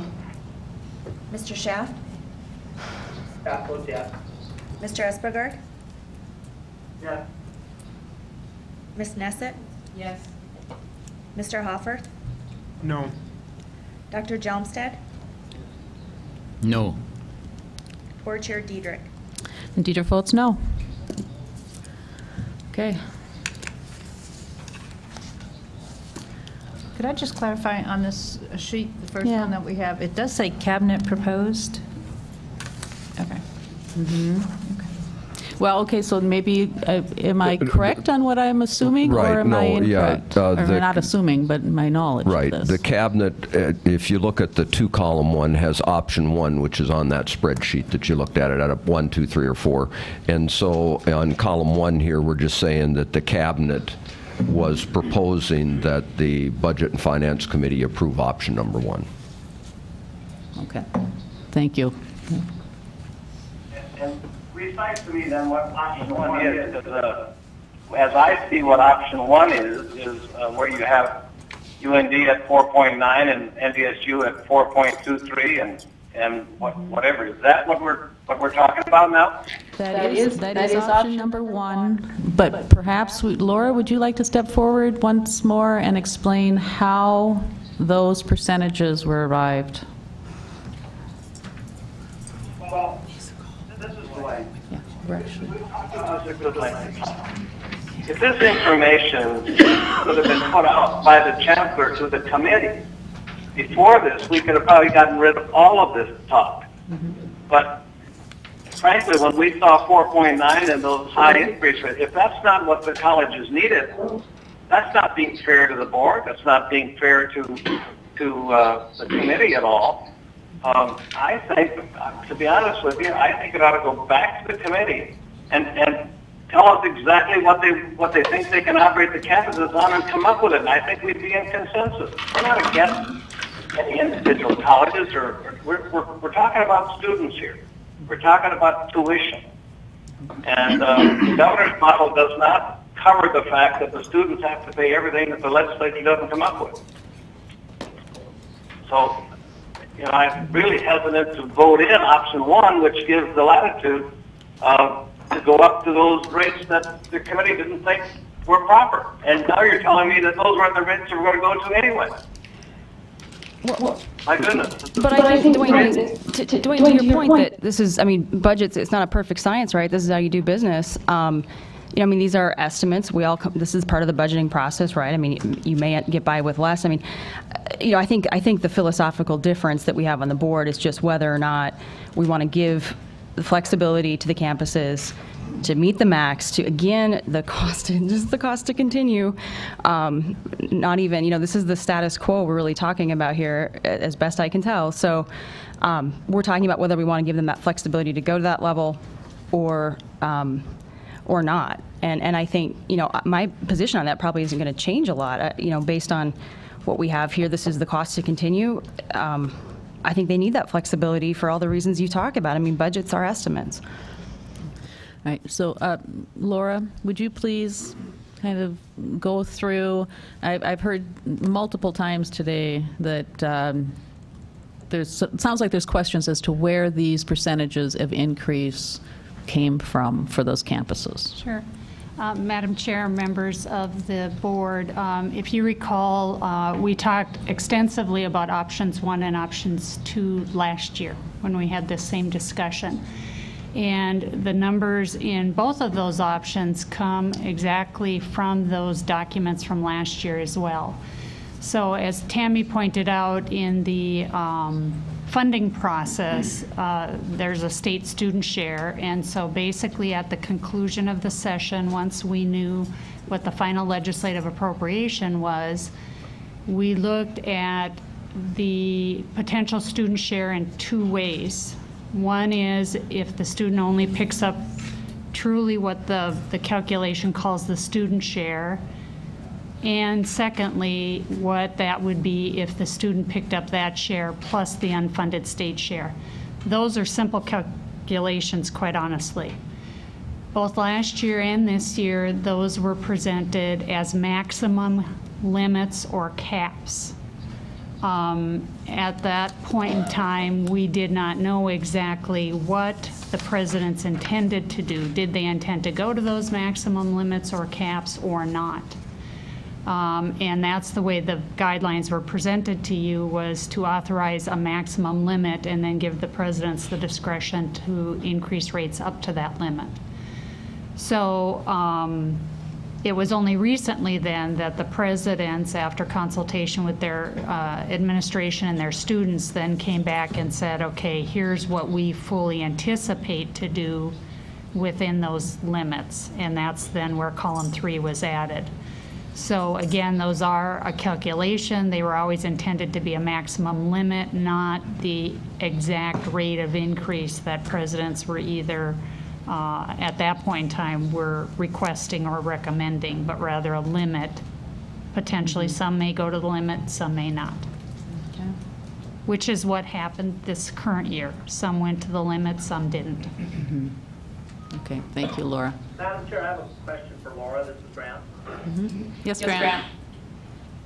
Laura, then, based on what you just said, really what we're looking at as a board on these numbers is the 2 options are we looking at the students simply pay the student share, or the other option is, do the students pay the student share plus the legislative shortage?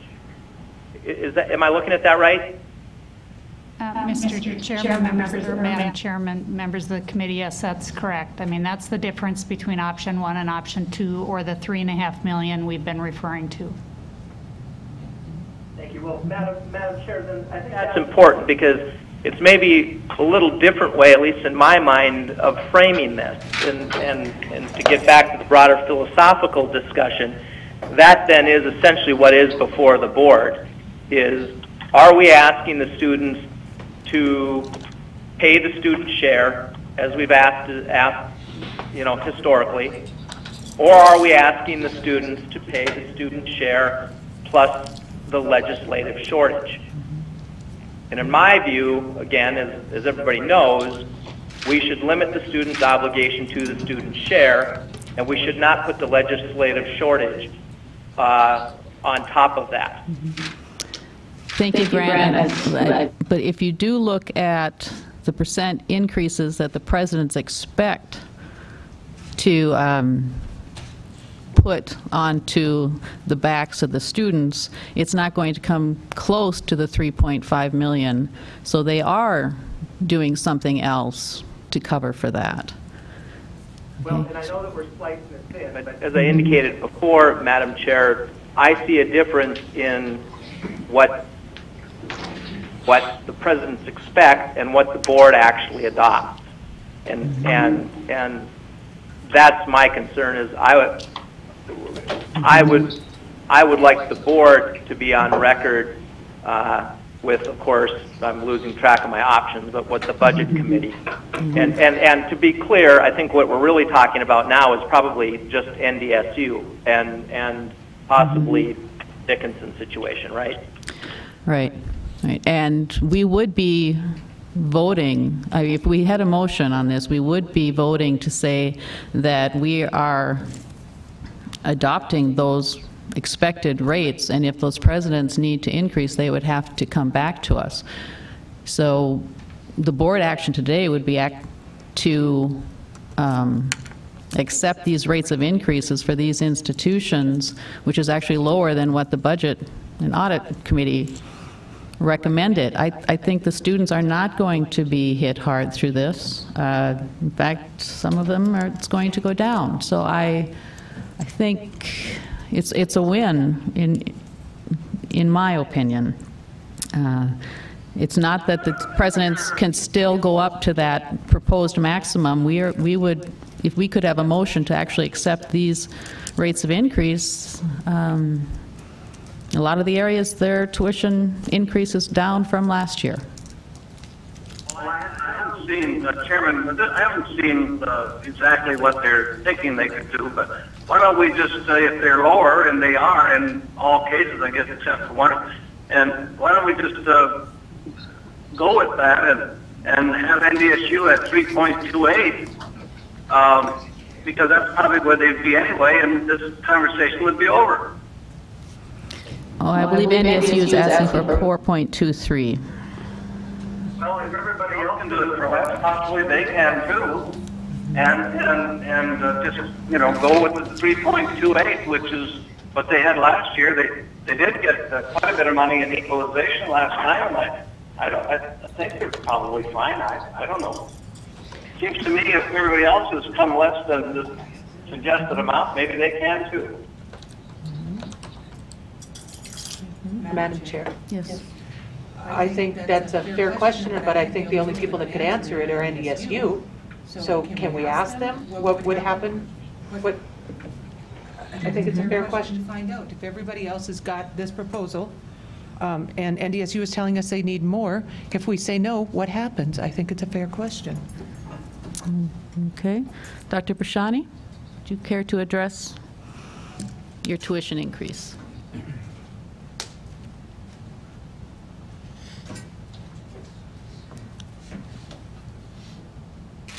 Thank you, Madam Chairman. Our cost to continue calculation, I think, reflects what it costs to continue.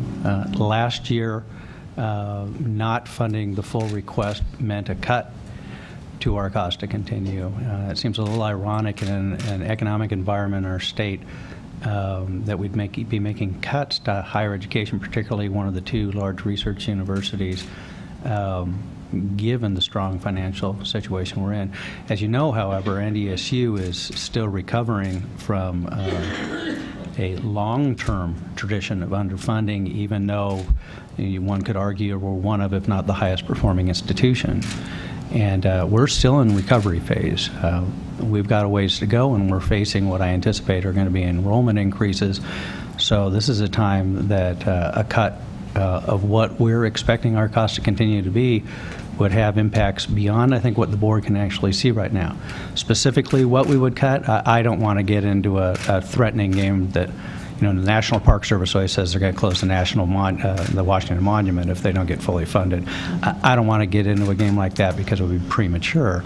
But it goes without saying, given our traditional underfunding, given the cut, what equated to a cut last year, given what we know, as Ms. Hoffer has pointed out, is some fixed cost increases, something will have to be cut, and something substantial will have to be cut.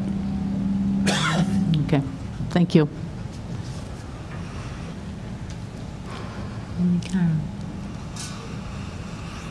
$5, Chairman, doesn't represent between what they've asked for and what 1% of tuition cost NDSU? Laura, do you have that?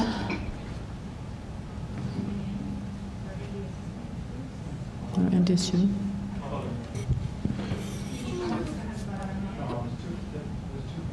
$2.4 million. The difference is $2.4 million. Between the 328 and the 423? Yes, ma'am. Okay. Numbers $1 million a year? Yeah, this is for 1 year. Yeah, it's $1.2 million per year. Oh. That's right. Okay. Yeah, that's, my heading is what you're quoting to start with. And how much additional money did you get in equalization last time? I can't remember that. 8 million. Yes, Dr. Pashani is coming back to the podium. Thank you, Madam Chair. I would want to point out that the equalization wasn't a sudden influx of cash that we had the discretion, gee whiz, we discovered a pot of gold. That was money provided by the legislature. The legislative intent of that funding was to bring us up to the funding of our peer institution. In other words, that was to make up for deficit funding that we had been experiencing, as I highlighted earlier, for decades. That wasn't a sudden cash infusion that gave us the opportunity to take on new and exciting initiatives. That simply brought us up to our peer level. Okay. Thank you, Dr. Pashani. Ms. Reichert. I think the other thing that we talked about in the Budget Committee that I think bears mention is that we are talking, a piece of this guideline is a mandatory 3% across the board in wage increases. And that's just, passed on through the legislature. That's what they earmarked this for. So we're talking, and the labor budget is the big cost on a campus, right? That's the big cost. So we're talking about a 3% increase mandatory that we're requiring them to increase their cost by 3% there. But then we're also saying, I'm actually a little nervous at these colleges that are saying, with these low tuition increases, at the same time, we're asking them to improve what their outcomes are. So we're asking them to do more with less already, even by maintaining the status quo. And so, Dwayne, I go back to your point of the incentives. The incentives built, it's built in. One, performance, everyone wants to do their job well and see the campus succeed. But beyond that, we're asking them to do more with the status quo, or actually less than the status quo. And so I feel like we're setting these guys up to fail. How are you going to really improve outcomes when we won't even give you, or we won't even allow you to increase just to continue to cover some of these? We're imposing this 3% mandatory wage increase, and I'm not saying that's not fair, but I'm just saying, you talk about, we can't pass it on to the students. Well, I'm not sure who pays for it then. They're going to pay for it one way or the other. I would just like to I just think we need to give the presidents the flexibility to decide how that is allocated. Okay. All right. I'd like to move forward and have a motion.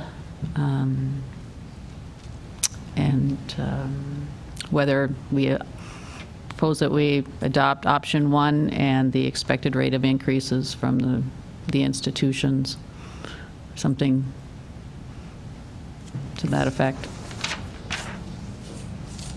You have one written there. Is anybody willing to make that motion?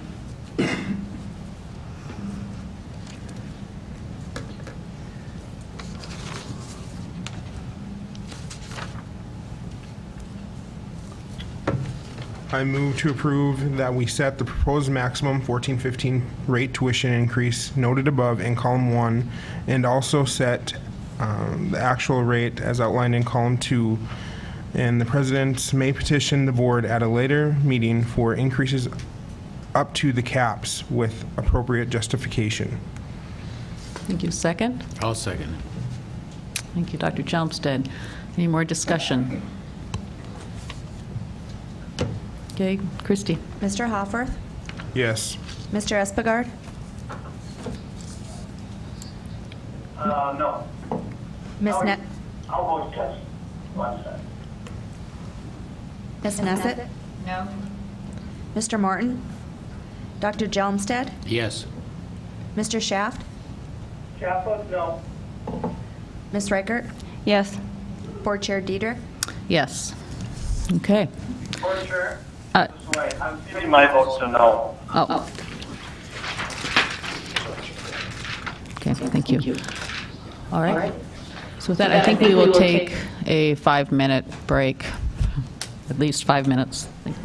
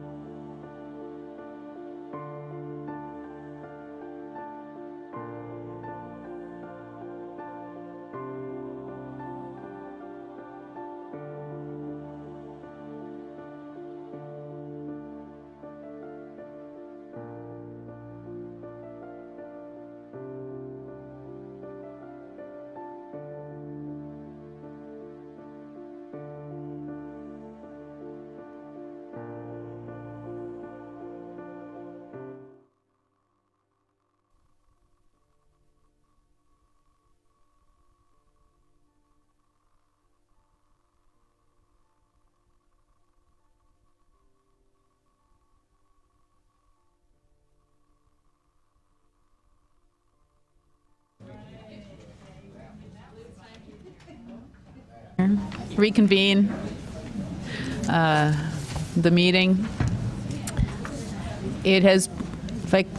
It's been brought to our attention by our staff rep and student that we did not actually pass the budget. We passed the tuition increase and that proposal, but we do need a motion to pass for the rest of the budget. Also move. Do we have a second? Second. Thank you. Christie or Mr. Morton? Mr. Espegard? Mr. Hofferth? Yes. Dr. Johnstad? Yes. Ms. Nesset? Yes. Ms. Reichert? Yes. Mr. Schaff? Schaff votes no. Mr. Espegard? Board Chair Diedrich? yes? Okay, thank you. I promised that we were going to move a little quicker, or maybe I shouldn't promise. But starting with my report, I'm just going to say we've had a busy month. It's been a good month. Grant and I finalized the Higher Learning Commission letter. I think his edits came back in a very positive note. I'm very pleased with it, and we are sending that off as soon as I sign it today. And the Higher Learning Commission advisory visit is scheduled for April 28th and 29th, and we are actually going to go through some board training prior to their arrival. We have, I believe, finalized the details with the Association of Governing Boards. A consultant is coming in for that. And I also want to share that I had an opportunity once again to visit Dickinson State, and I want to thank D.C. Costin for inviting me. And would you like to share a little bit about what occurred and the class that you're teaching? Okay. Thank you, Madam Chair. I teach a class Monday evenings in leadership, and Dr. Diedrich joined us this past Monday evening and spoke on the subject, leadership in the public arena. It's a group of young women and men who are aspiring to move into leadership, and Dr. Diedrich's conversation with them, and it turned very much into a conversation, was wonderful. And I've had a couple of chance hallway interactions with them since, and it was very positive. The other thing we do is each of the speakers who comes in stays over, and on Tuesday mornings we have what we're calling the Strom Executive Briefing Series. We have a breakfast, and about 50 leaders from the community come, and Dr. Diedrich made a wonderful presentation to them. And I think it's fair to say that since I've probably had chance conversations with 4 or 5, and the comment's been made to me that we feel very good about the leadership in place with the board, and we feel much more comfortable about the board and the leadership of higher education as a whole is being provided by the board. Those conversations occurred yesterday and on Tuesday. So I want to thank you, and I think higher education, at least in southwest North Dakota, was well served, and the leadership of the city, both public and private, is feeling good about your actions and what's occurring. So thank you. Well, thank you very much, DC. With that, let's just keep moving forward and have the interim chancellor's report. Please, Dr. Skogan. Thank you, Madam Chair. Just a couple of quick things. First, thank you to Bismarck State College for hosting a wonderful reception last night, and this beautiful facility, and doing all the streaming and stuff like that. We certainly appreciate your hospitality and all the technical expertise that comes to putting this on. We've gotten so much positive feedback, particularly from our news media watching us on streaming right now, and so we know that this mode of transparency is working out well across the state as folks watch us in very deliberative and important meetings that we hold here.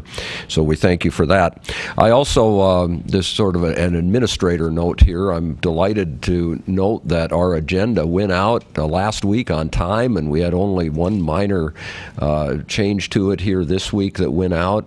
And I certainly thank Christy, and I thank the rest of the senior staff at the system level, but most importantly, the presidents and their staffs that help us get all this stuff put together so we can get the agenda put together and in a timely manner, because it's really important that we get it out to the board members and that they have an opportunity to review it. And so I thank everybody that's involved in all of that.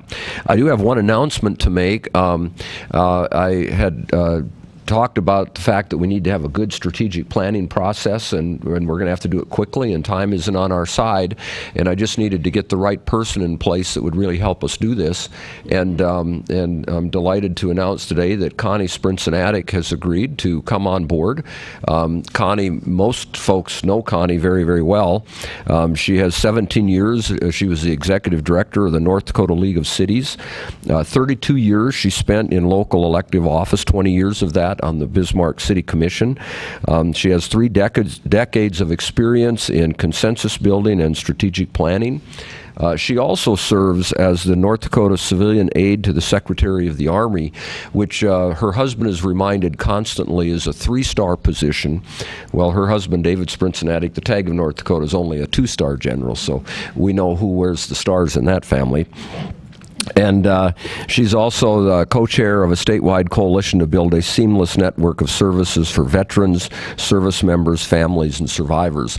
And so I'm just really delighted that Connie has agreed to come on staff temporarily, so that by the time we get to the retreat in July, we will have a draft of a good strategic plan to move forward with. So I'm very, very excited about that. Now what I'd like to do is turn this over to Dr. Feldner, who will give us a quick update on the server breach.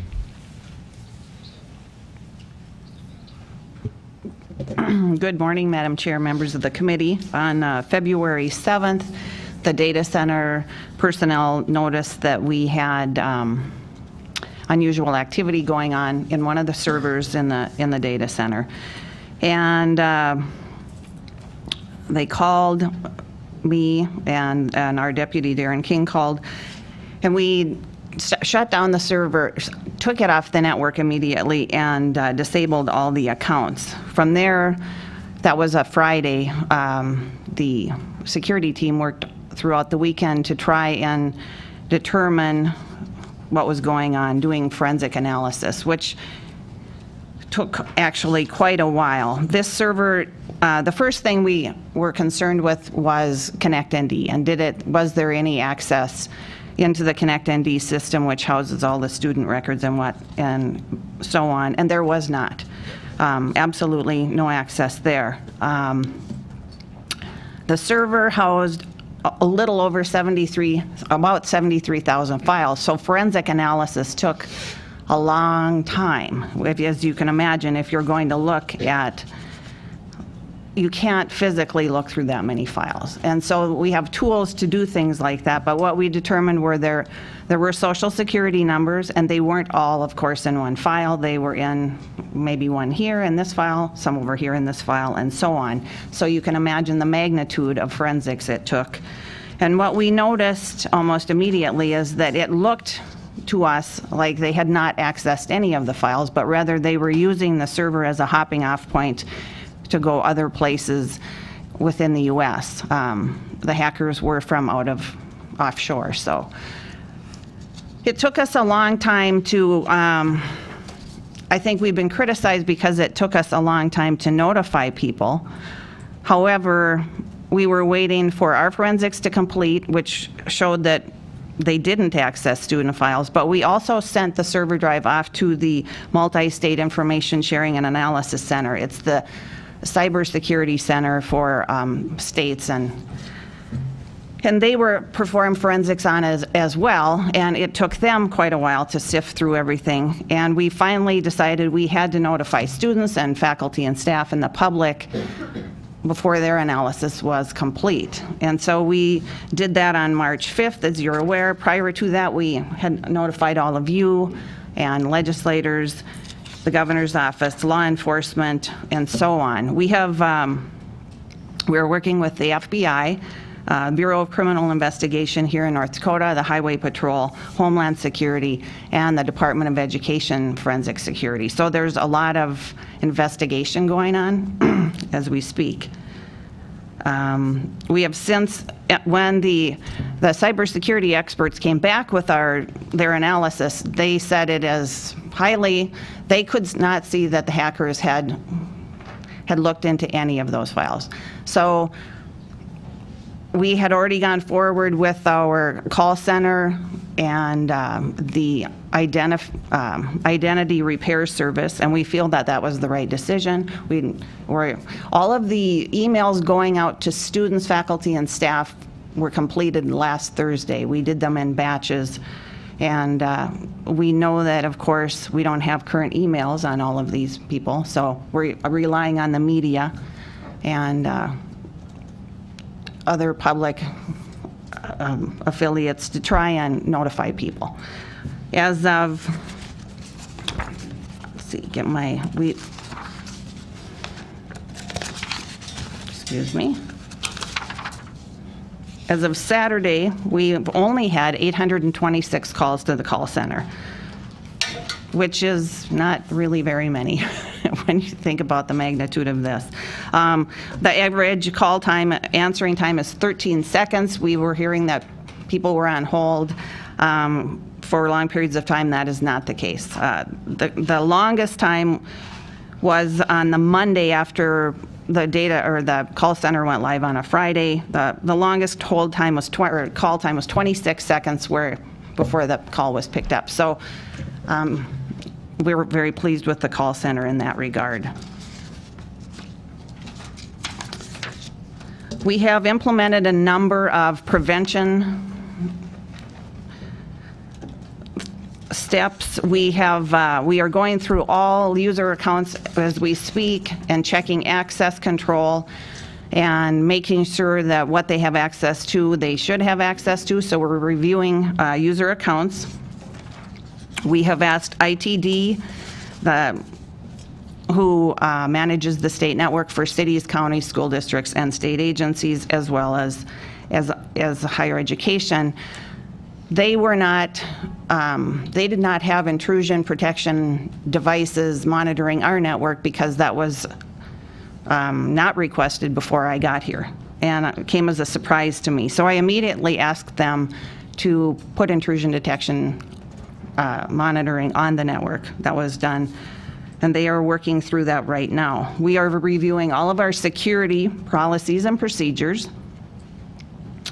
We've created a new cross-functional security team, which includes the security officers from each campus, information technology security officers. We are working on doing some additional training with users about changing their passwords frequently and so on. We will be restructuring some of our system staff at the data center into different teams to address more, better align with security measures. We also have an endpoint task force that was going on before the breach that is looking at how do we secure mobile devices. At least 46% of students bring their own devices, iPads, iPhones, whatever, to campus. And is there a way that we can make sure those devices aren't bringing on malware? For instance, the reason how the server was breached is a user's laptop had malware on it, was a Trojan horse that logged his keystrokes, got his username and password, and that's how his account was hacked to get into the server. Had we had a number of other things in place, the intrusion detection, in this case from ITD, because the malware came through the internet, that would have stopped that. Password changes more frequently would have also stopped it. So there are a number of things we need to do and are doing. And yeah, that's all I have. Any questions? Do we have like a security handbook or security guide that would cover the whole system, that would, lay out all these things? Or is that, I know we have like kind of a very high level policy, but do we have a guide of any kind? We have the policies, and then each campus has in their handbooks, security guides for students and faculty, and we try to work together with them. And that, I think our cross-functional team will be more focused on that and making sure we update those. And I think, you know, just awareness training for users is something we really need to focus on. Thank you. Okay, thank you. Thank you, Dr. Feldner. And now we have Associate Vice President of Continuing Education and Training for BSC, Carla Hickson, and she's going to report on a Train ND summit that was held about a month ago. And Train ND is really an important component of workforce training here in the state, and Carla's going to tell you what they did at the summit recently. Madam Chairman and board members, thank you for the opportunity to let me talk about Train ND, one of my favorite topics. And I wanted to start a little bit. I do have a PowerPoint presentation, and hopefully in front of you, you also have right now the draft of the outcomes of the summit in front of you. But just to give you a little bit of information about Train ND in case you're not familiar with us and what we do or what we provide. Workforce training is really focused in on training that's orientated towards serving the needs of business and industry within our communities. It's driven by the business and industry, and it traditionally involves customized and contract training. So we're really working with the businesses to identify any skill gaps that they might have with their current workforce, as well as working with them and identifying the types of outcomes and goals that they're looking for within their organization and how we might help to serve them in reaching those goals and outcomes. The other one that we often look at or talk about is workforce development, and this is really seen as the more traditional K through 12, where the focus is really orientated toward meeting the education and training needs of an individual. And traditionally, this is served more through what's considered open enrollment, where we offer it an individual sign up for that, not necessarily a company sign up, versus that contracted component that we see there. So a little bit of history, and this now does start within the document that you have in front of you, some of the background or history behind Train ND. It was established with a 31-member task force back in 1999, and through the Greater North Dakota Chamber at that point in time, they recommended legislation that was passed to establish workforce training, and it basically had some key components involved in that. And the first one was designated regions. So basically, they took the state of North Dakota and put a plus sign through it. I have a visual that will be up next that shows those regions. And then they established primary responsibility for workforce training with the community colleges mentioned up on this slide: Bismarck State College, Lake Region State College, North Dakota State College of Science, and then Williston State College. Some of the other key components was to establish local workforce training advisory boards. So all 4 regions do have local advisory boards made up of business and industry and tribal representation on those boards. And then as well as developing what we call the 3-legged stool for financial support, and there is state financial support, the colleges support us, as well as business and industry then in supporting us in doing the training and helping out in some other ways for us. And then also the commitment to the development of collaborative efforts within Train ND. So there you kind of see the map that lays out where the designated regions were set up, and they follow the planning regions within the state of North Dakota. Some past history of Train ND. So from the inception to 2012, we've served right around 2,100 businesses, a little over 170,000 participants within those organizations were served. Over 2 million contact hours of training have been provided, and that we have seen a rather consistent rate that averages out to 98.8% client satisfaction rating for Train ND within the state. When we look at last fiscal year, we served 1,400 companies. 45% of those companies came back for additional training within that same year, serving just under 2,400 employees that participated in that. Our satisfaction rating is at 99% last year.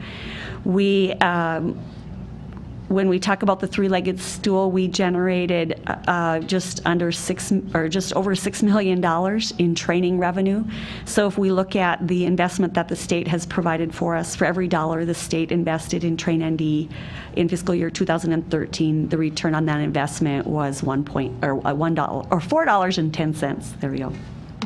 So one of the last legislative outcomes that I wanted to point out to you is that they funded a one-time funding allocation of $1 million from the general fund for workforce training to have grants to assist us in the purchase of appropriate equipment specific to Train ND.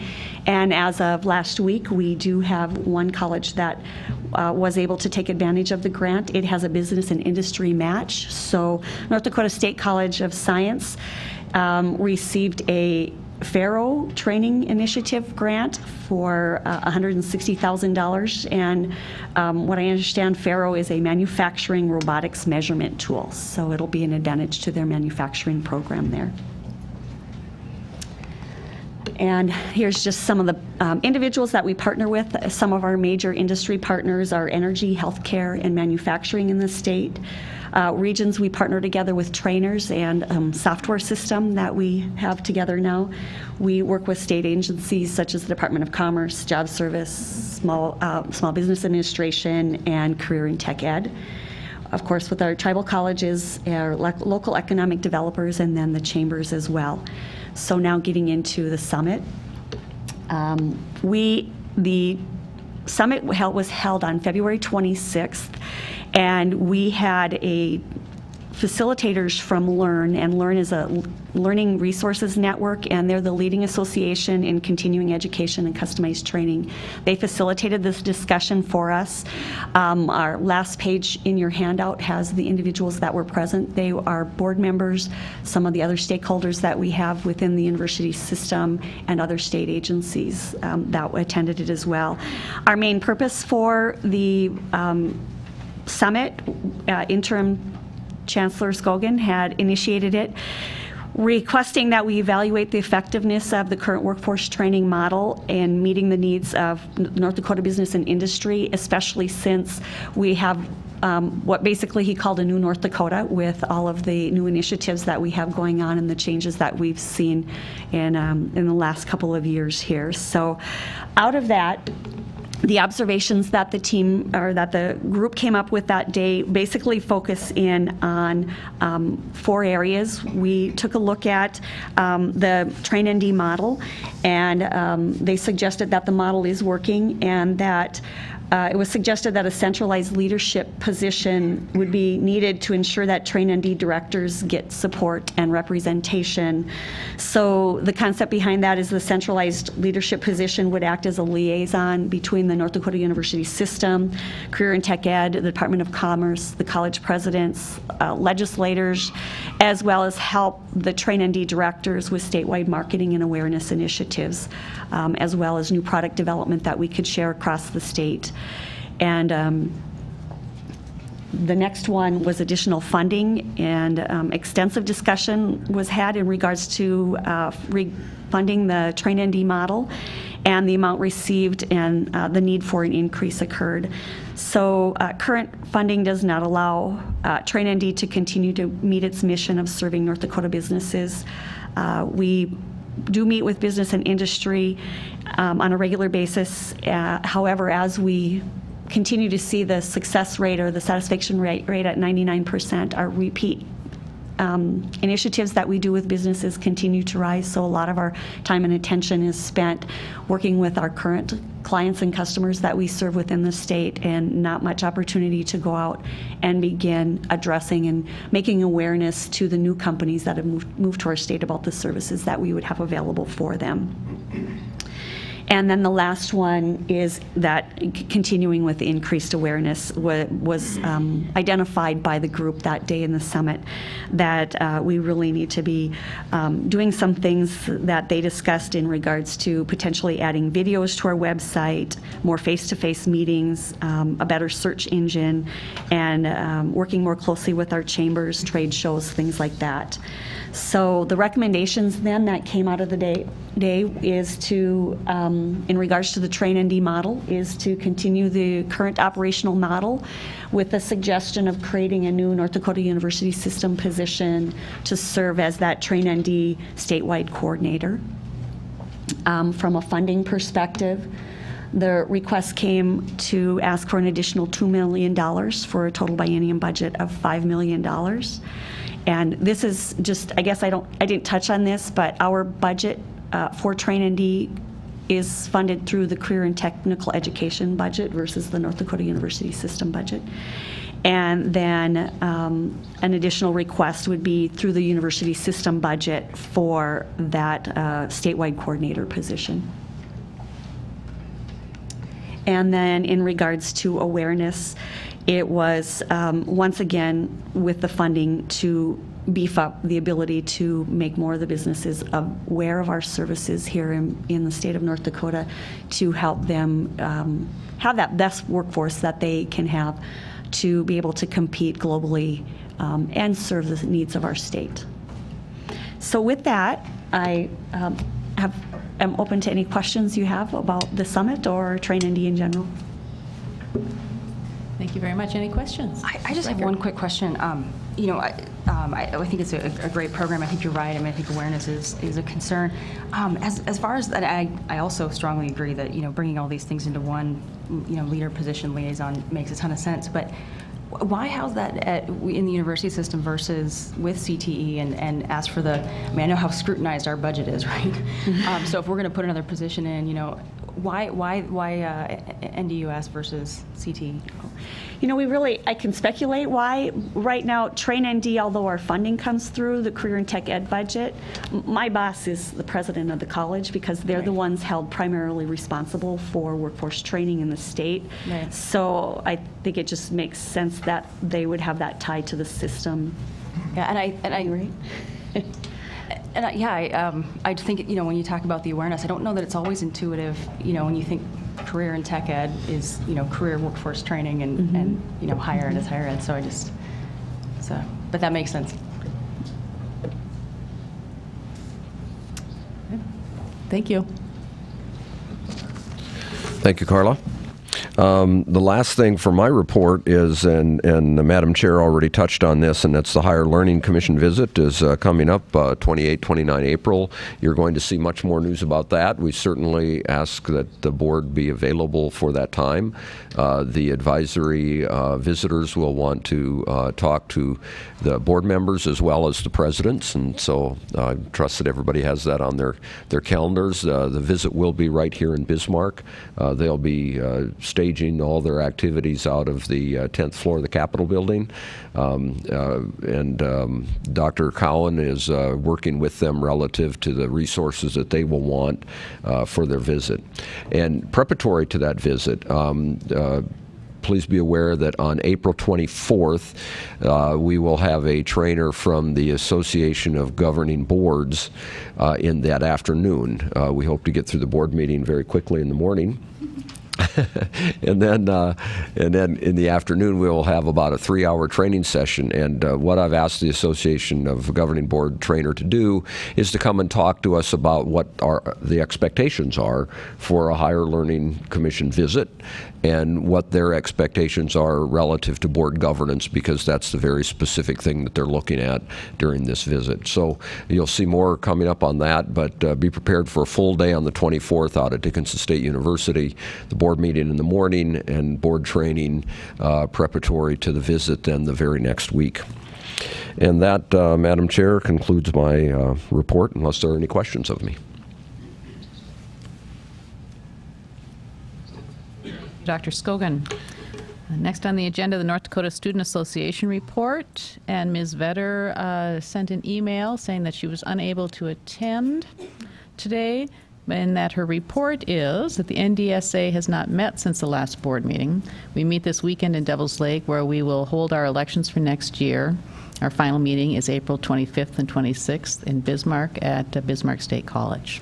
So that's the student report. Dr. Munsky, are you on the line? I am still here and have been since 9 o'clock. for the Council of College Faculties will be mercifully brief.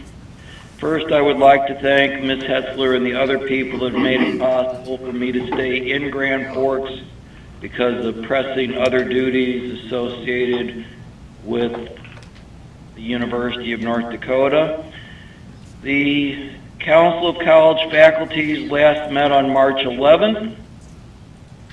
It was the usual teleconference because we have no budget for face-to-face meetings. The focus of the meeting was a presentation by Dr. Spillovi regarding open source materials. It was the most interesting experience. As a result of that presentation and ongoing concerns from the 11 campuses of the North Dakota University Systems faculty, there is a draft resolution that is circulating that I anticipate will be brought forward at the April meeting regarding the position of the council on open source. The other item on that day's agenda was discussion of working more closely with Dr. Cohen about trying to get some kind of a statewide conference of faculty to review various issues. The final item is that the Council of College Faculties will again be meeting by teleconference on April 8th. And that would conclude the report that I'm empowered to give from the Council of College Faculties. Thank you, Dr. Munsky. Ms. Hofferth. Thank you.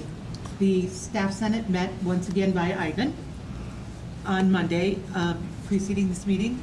A couple of highlights for you on your Staff Senates. At Dickinson State, they gave out a Loyalty and Commitment Award in February to Terry Godleski from the IT Help Desk Technician. Their Staff Senate also did Valentine treats for all the staff, faculty, and students on Valentine's Day. Lake Region State College is working with a fitness plan for their faculty and staff and students, and the Staff Welfare Committee is supporting the completion and will be rewarding members that complete that program.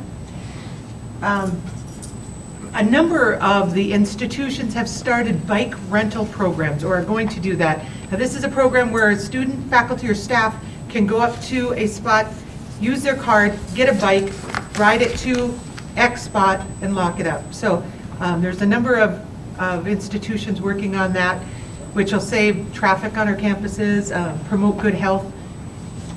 We also have a number of senates that are still working with denim days. That's where they allow their faculty and staff to wear jeans, pay $1, and the money goes to charities. And elections are happening on almost every campus to elect new student senators or staff senators for the year. That concludes my report at this time. Good. Thank you very much. Moving ahead, the committee reports. I believe we already heard from Mr. Espegard on the budget and finance. The academic and student affairs met on March 18th. It was myself, Terry Jelmstead, Devin Hofferth, and Doug Munsky, along with Dr. Scogan, Dr. Cowan, Nancy Green, and Terry Meyer. We reviewed the policy 302.1, which was just adopted in February by the board establishing the committee.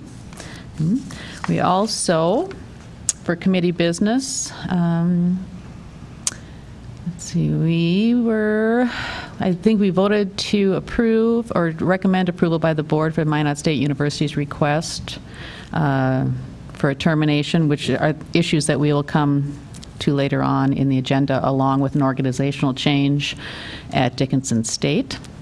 The chancellor also added to the agenda that the situation between NDSU and the Sanford nursing agreement, and also shared full disclosure with the board at that time that he is on the Sanford board locally. We also had discussions that Don Morton is on the board out of Sioux Falls, and so he had willingly recused himself from any vote today on the Sanford and NDSU agreement.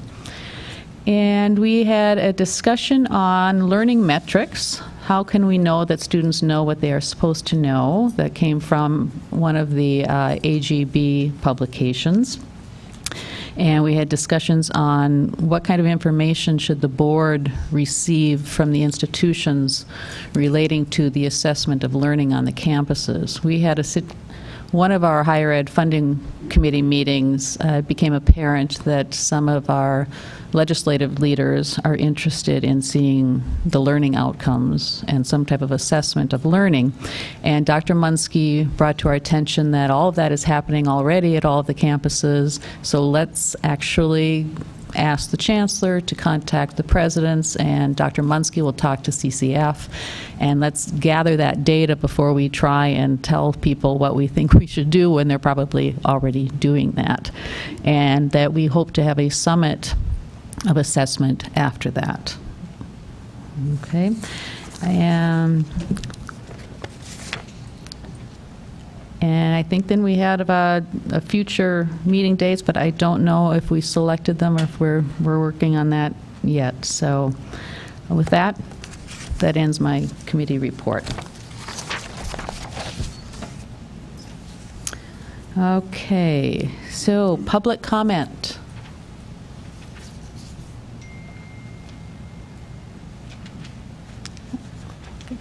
Thought maybe they're all right. Any public comment? Okay. All right. So on to board business. Madam Chair? Yes. Okay. Item number 10. We are asking for, and by the way, just so the board knows, the meeting dates, the set and the location have to be by board policy approved by the board. So that's why we're coming back to you to do that today, to take action on that. To begin with, we got much feedback that Lake Metagoshi was a long way out of the way for most folks, other than Ken Gross. And so we were asked if we could centralize the retreat in July, and so we have now asked, and Monsignor Shea at the University of Mary has agreed to host us out there. And I know a couple of years ago it was held out there as well. It's a beautiful facility, and so the retreat on July 30 and 31 will be held out at the University of Mary, and thanks to Monsignor Shea and his staff.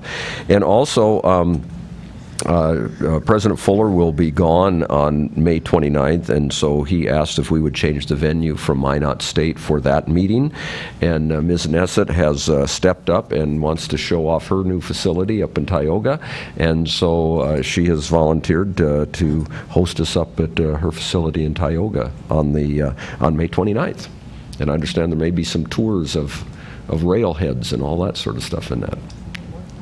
Okay. So it would be up for board approval for these two changes, ma'am. Okay. Do I have a motion to approve? Also moved. It's moved. Second? Second. Okay. Christy? Ms. Nessett? Yes. Ms. Reichert? Yes. Dr. Jonested? Yes. Mr. Schaff? Schaff votes yes. Mr. Hoffman? Yes. Mr. Espegard? Board Chair Beater? Yes. Thank you. Okay. And now moving on to item number 12, and I'll ask for President Brashani at this time. I do, and I'm sorry. Yes, hello? Votes yes. Oh, okay. Thank you. And I do want to point out, and I appreciate Madam Chair mentioning this, but if you look on your agenda, page 29, I've disclosed that there as well very publicly. I want folks to know that I am a member of the Sanford Health Bismarck Board of Directors, and so I've been involved in these conversations, and so I'm not part of this, and so Dr. Brashani will be making that presentation. Mm-hmm. Welcome, Dr. Brashani. Thank you, Dr. Dietrich.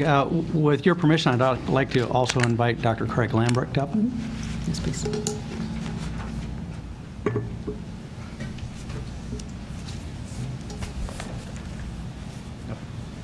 Here. There we go.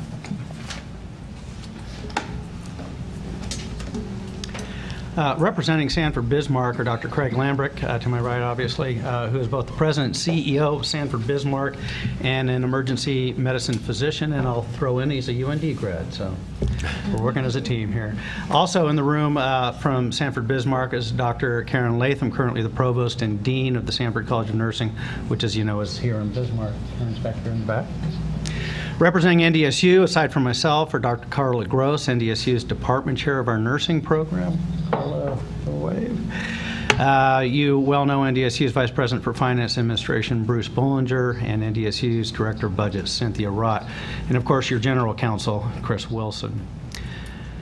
I should also, not by introduction, but in terms of first self-disclosure, not only is Mr. Morton a member of the Sanford Corporate Board and Dr. Scogan a member of the Sanford Bismarck Board, but I'm a member of the Fargo Sanford Board.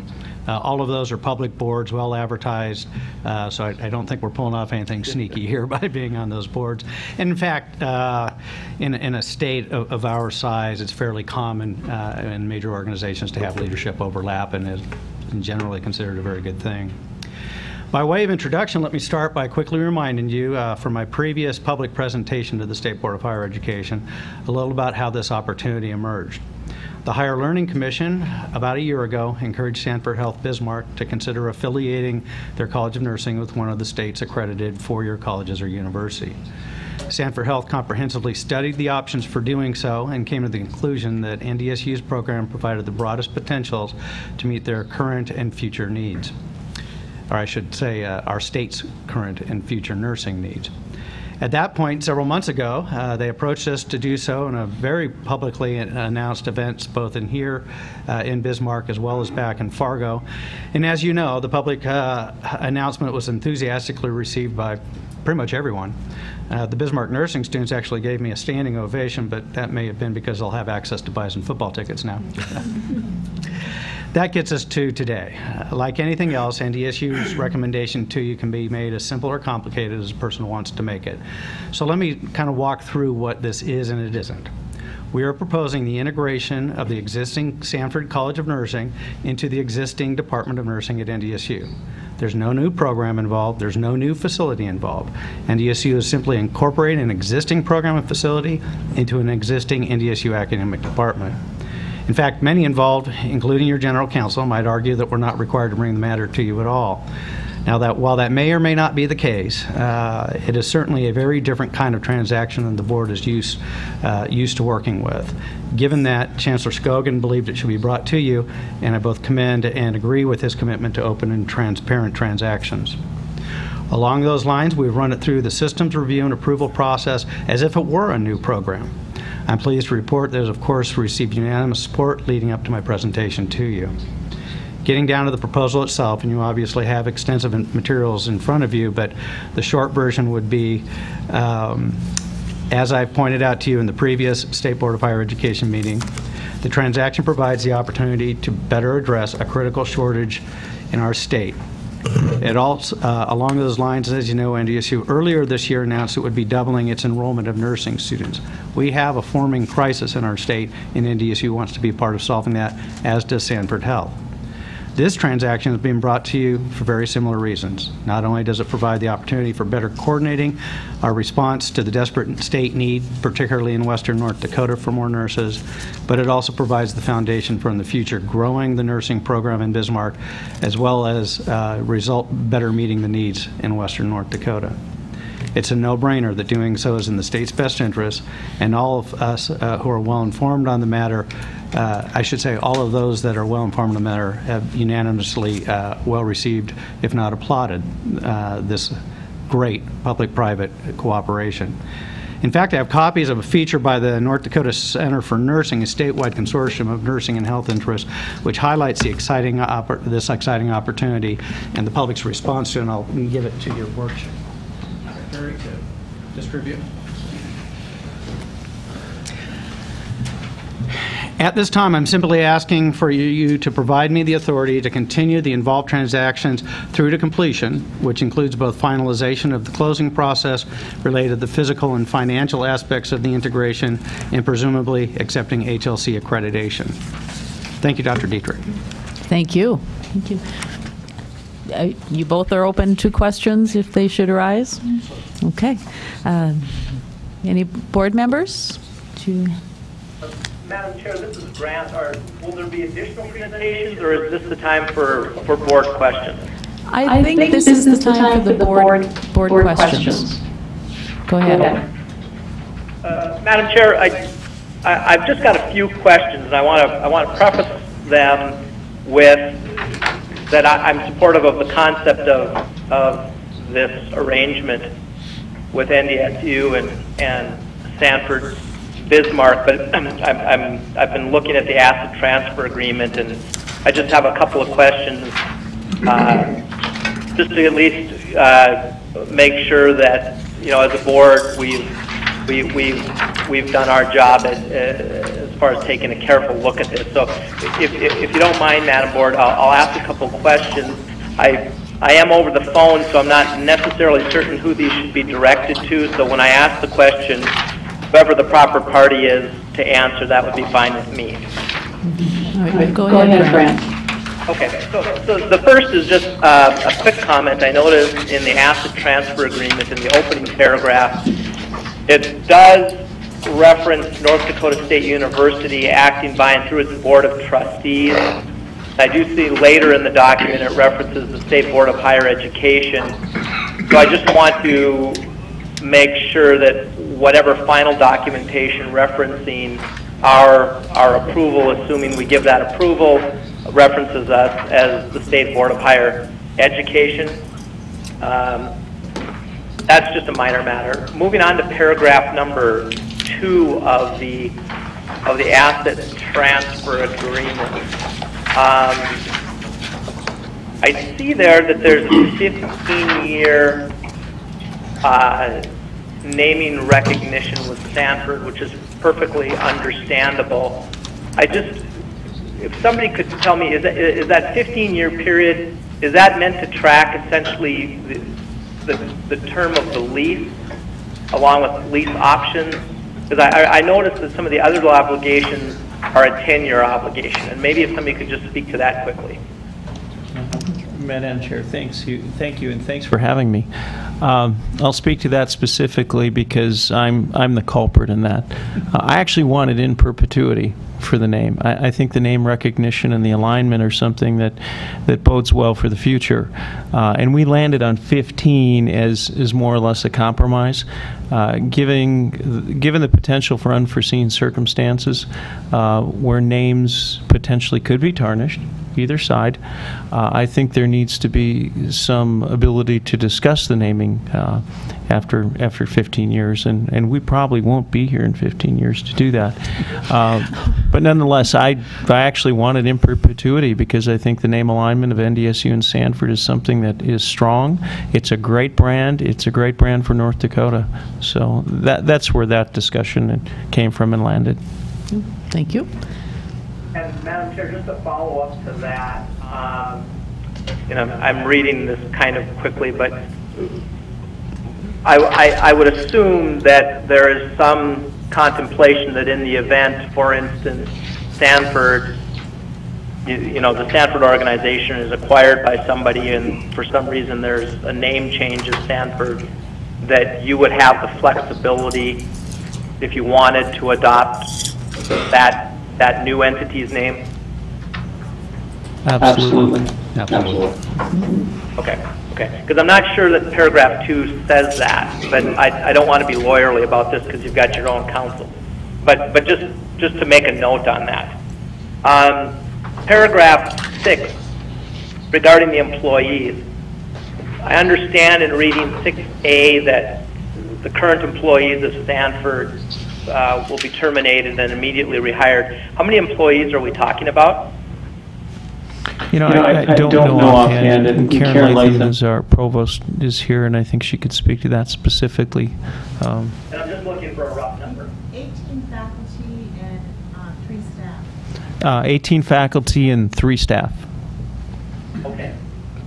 And I know that if you bump down to 6B, there's language about to the extent permitted by law and its benefits program, NDSU will credit employees for years of service with eligibility, vesting, contribution.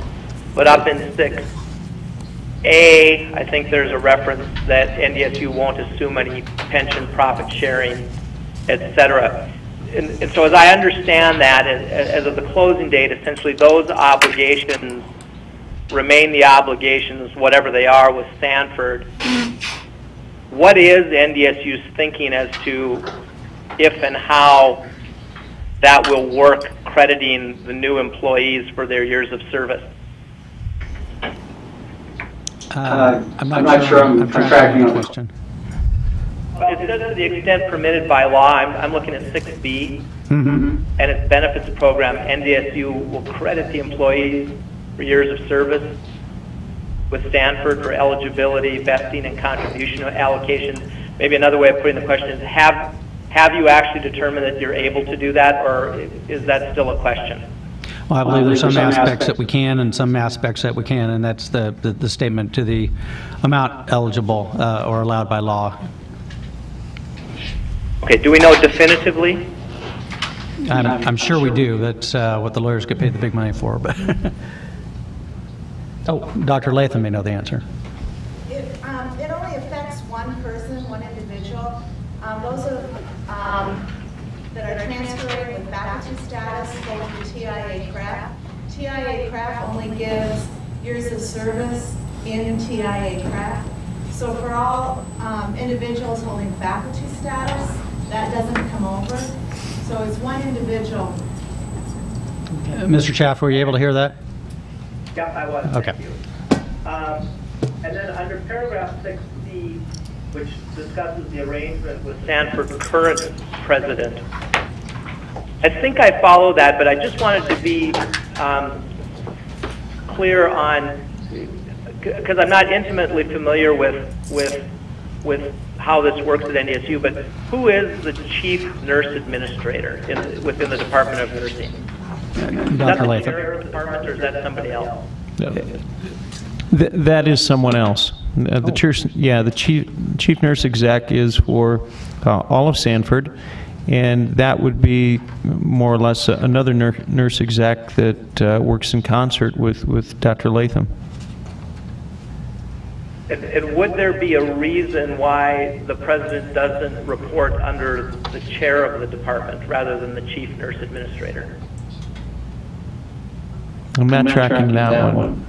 In the present structure? Well, maybe I'm missing something, but it says the current president, which is the Stanford president, shall report to the chief nurse administrator within the department. And is that just a chain of command then? Is that what it is? Is that chief nurse administrator is under the chair? I'm the chief nurse administrator. Dr. Gross from NDSU is the chief nurse administrator. Okay. And that would just be the typical chain of command then? Is that Yes. within the department? That's correct. We're messing this up pretty good. Yeah. Okay, and then under paragraph 9, which provides for the 10-year period, perhaps this is a question for Dr. Brashani, but are you anticipating any difficulty with trying to provide the adjunct status, or is that going to be okay? No, I think the collective faculties have worked through that and don't see any problems at all. Okay. And then could somebody speak to, with non-Sanford students, how does NDSU currently place their students for clinical training? How does that work? I'm just not familiar with it. I'll call up Dr. Gross for that.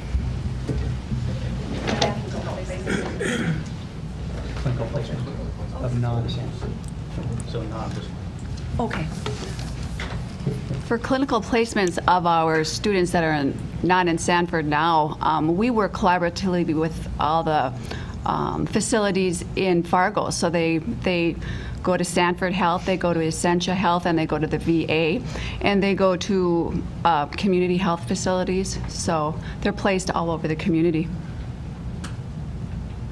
And do the students participate in that, in the selection of that placement, or is that just something that the department does and the students don't really have a say? Yeah, it's determined by the faculty. Okay. Okay. I'm pardon for the ignorance on this, but it's different than, for instance, in a medical school choosing where you go for residency. Right. In nursing programs, students have a choice basically once they get to their preceptorship, which is their practicum towards the end of the program. And at that time, we do entertain, they're given some choices, up to like 3 choices, and we try to place them in their, in their first choice placement, but we can't always do that. Okay. I just wanted to make sure that under that paragraph 92 and also paragraph 13 that first option prioritization, that wouldn't conflict at all with any rights the students have to select or participate in where they perform their clinicals. No, actually, we would prefer in Fargo if we actually could have one facility that would place all our students, but we just don't enjoy that. There's so much competition for clinical sites. So we see this as a positive, really one of the positive things about this partnership. Okay. Okay. And then just 2 final questions. One is, are you anticipating, and I might be overthinking this, but are there going to be any IT issues with bringing the Sanford facility, under NDSU and the NDUS IT system? Is there any issues with that? We've done a thorough analysis of that, and there certainly be some things we need to accommodate, but they're relatively minor and all can be done in a very timely manner. Okay. Okay. I think that's all the questions that I had, Madam Chair, and I certainly appreciate everybody accommodating them. Okay, thank you, Mr. Shaft. Any other questions? Yes. On the staff employees that will be brought forward, under ND PERS, you gain hours for every year you're there in vacation and sick leave. You can accumulate so much. Will they be able to be brought into that system? Yeah, we're anticipating that they'll be able to be brought in that system. And will they get credit for the years and the hours that they have at Sanford? Yes, but we're not bringing over the vacation time and the sick time that they have built up. That's through the number of years they were at. Okay, thank you. Other questions? Yes. Madam Chair, thank you. I do have some questions. I too think that this is, in theory, a good model. I just wanted, I see it as a huge change in, or addition to, or modification of our university system. This is bringing a nursing program into the university system. Is that correct? And into an existing. I mean, we already have a nursing. Correct. However, we would be adding the Sanford system into. Maybe there's a better way of saying. Is that correct? Yeah, I don't know that it would be particularly dissimilar from the doubling of our current nursing enrollment at the Fargo campus that's underway. This is just capturing a population and adding it to that. Was it brought through, we talked about different universities having concerns about declining enrollment for various different reasons. Was there thought of bringing it onto the Bismarck State campus? I'll leave the response to that to Dr. Lambrick, who is really the one who brought the proposal forward from Sanford. Yeah, I was the culprit for that. When we look at labor force development in Western North Dakota and nurses, it is an enormous challenge. And we doubled our nursing college size the year before.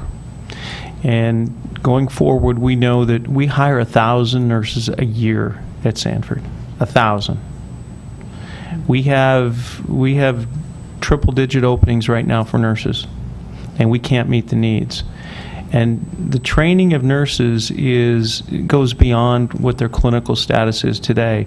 It involves research, it involves genomics, postgraduate opportunities of doctorate nurse practitioner, things that we are not positioned for right now, and not positioned for to meet an accelerated path. So the discussion with President Prashani was, is there any way we can do this and you can help us?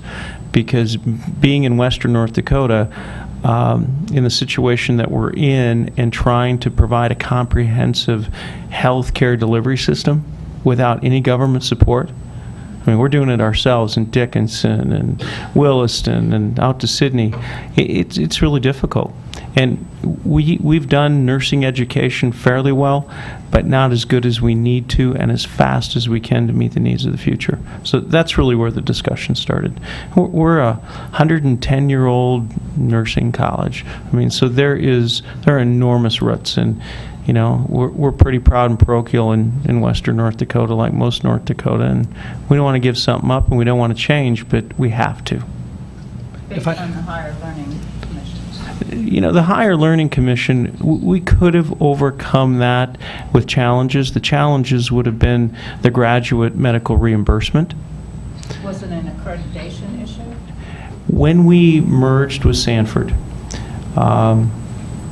the Higher Learning Commission, we had to reapply to the Higher Learning Commission, and they said, you know what, with the separate incorporation guidelines, we need to look closely at how you do business going forward. And that means the board needs to be separate, you need to have your own budget, and so the whole infrastructure of how we were doing something was challenged, and we've met the preliminary requirements, as Dr. Latham can attest to. But going forward, we realized that there were going to be potential challenges and distractions, especially if we needed to expand. And we just thought that the partnership with NDSU was something worth looking at. And in fact, the Higher Learning Commission recommended that we look at partnerships. So that's where the discussion, and you know, we all love the Higher Learning Commission and the Joint Commission of healthcare organizations. So there's always something over our head. Madam Chair, if I could, would you like to some address? clarification on the Bismarck State piece to it, and Dave Clark can jump in here if I say this wrong, but the current program, and my understanding is that it will not change. The first 2 years of the the 4-year nursing program is already delivered at Bismarck State. And so what has happened traditionally, and I assume will continue to happen, is that those students will come to Bismarck State College, they'll get their first 2 years. The last semester of their second year, then they begin being students at both locations. And so then they're in the College of Nursing as well as at Bismarck State. Then they graduate from Bismarck State, and then they're in the College of Nursing. Dr. Lambrecht and I had conversations a few years ago about how we would do something if the program were to double in size and to expand and so forth. Bismarck State right now leases its nursing program space downtown because there's no space on the campus to put it. And the only way that we could envision in any way, shape, or form of moving nursing on here would be a huge capital project to go along with that. So, so the space is not available here, but the programming continues where Bismarck State is still an integral part of the college.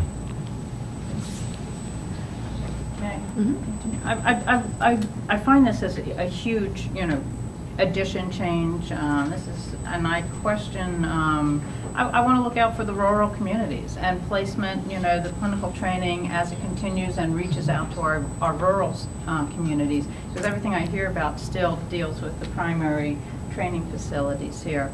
Another concern of mine is, as I read through this asset transfer document, there's a lot of details in here, and I personally don't really have it all quite understood.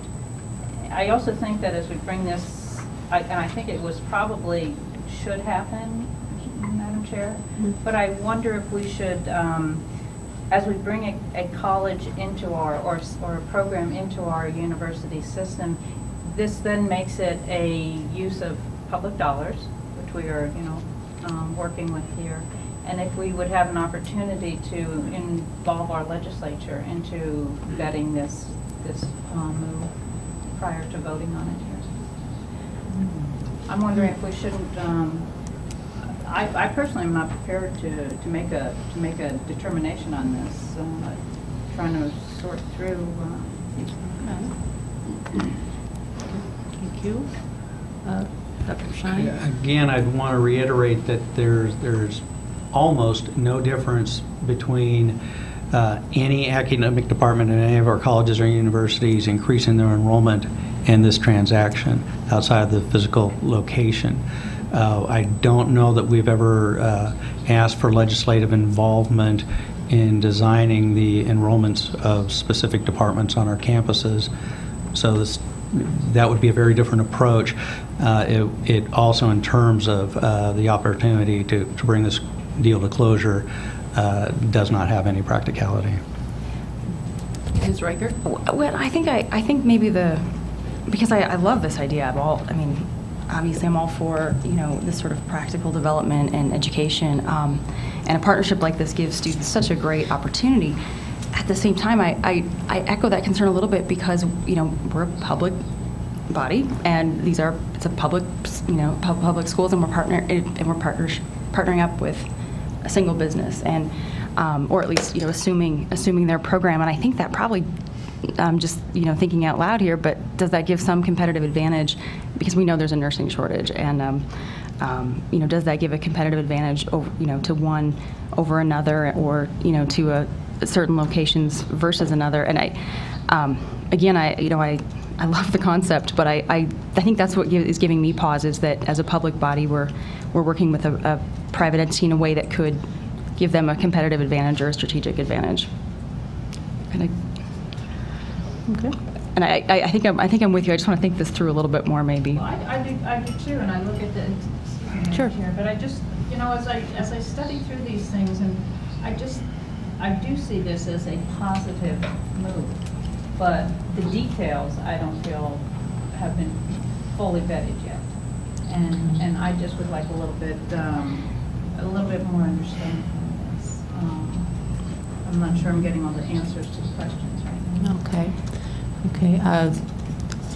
Well, this is something that I think the board is going to have to discuss, because this gets into the roles and responsibilities. Mm-hmm. Is it our responsibility as a board to dig this deep into a contract or an agreement between what NDSU wants to do, but I understand, we have this lease agreement of the $1, and then in 3 years or what, then we'll need to have that money.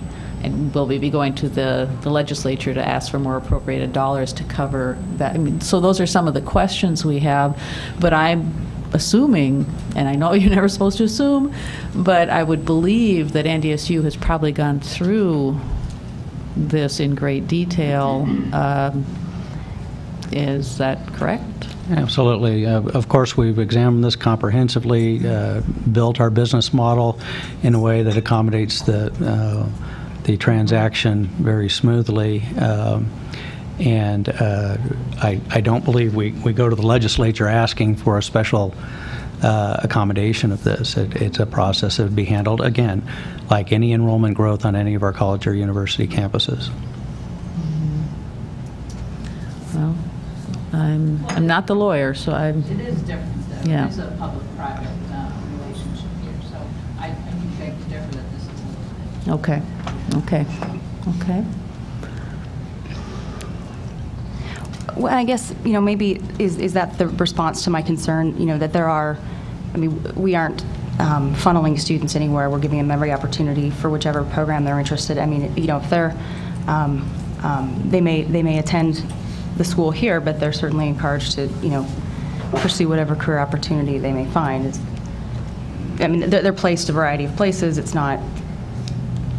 Indeed, and obviously after the transition, this ceases to be a public-private partnership outside of philosophy and spirit.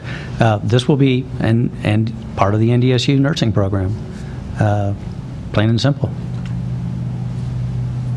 And the other things, Madam Chairman, if I could, the other things that come to the table, pharmacy, for example, we need pharmacists. We're keenly aware of the need to deploy nursing and nursing staff to the rural areas. Just yesterday, we made the announcement of our occupational medicine mobile unit because we needed to reach farther out into western North Dakota. The intent here is to be able to do more, train more. I see access, innovation, and excellence behind you.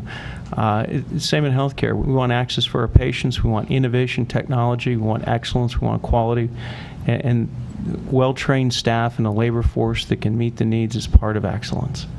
And the sooner we go, the faster we go with the intent of what we move forward, the better off we're going to be in western North Dakota for delivery of workforce. So there is nothing but good intent here. And you know, our investment for the next three years is for the $1 leases is almost $4 million. So Sanford is ponying up as well. We want this to be a good thing, and there's nothing but that intent behind what we're doing.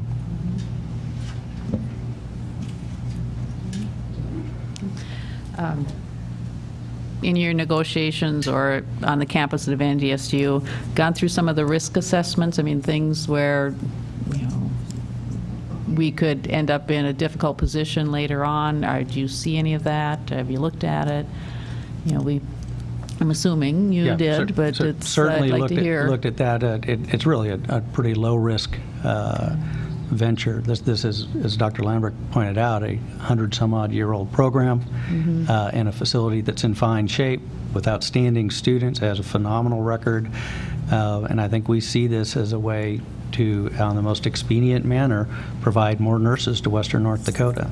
And NDSU brings the capacity at a broad graduate level, as well as an up to the state's only fully accredited doctorate of nursing practice. So we're uniquely qualified to be the ones to pick up this ball and run with it. And I'm excited about what that means for western North Dakota. I'm excited what that means as far as Sanford being able to be a major contributor to changing the future of healthcare in the western part of the state. Okay.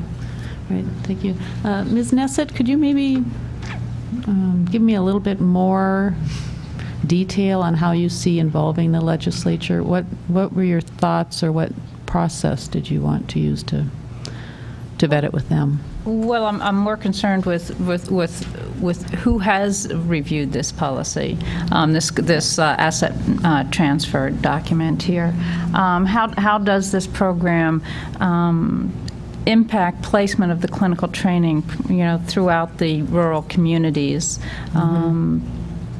I don't see where these things have been answered yet. Okay.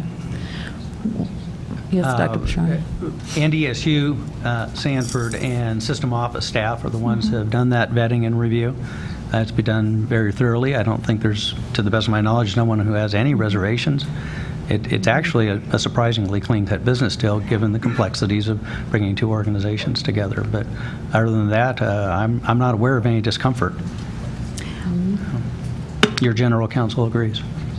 Does Sanford gain advisory board seats through this process, through the College of Nursing? I'll let Mr. Wilson.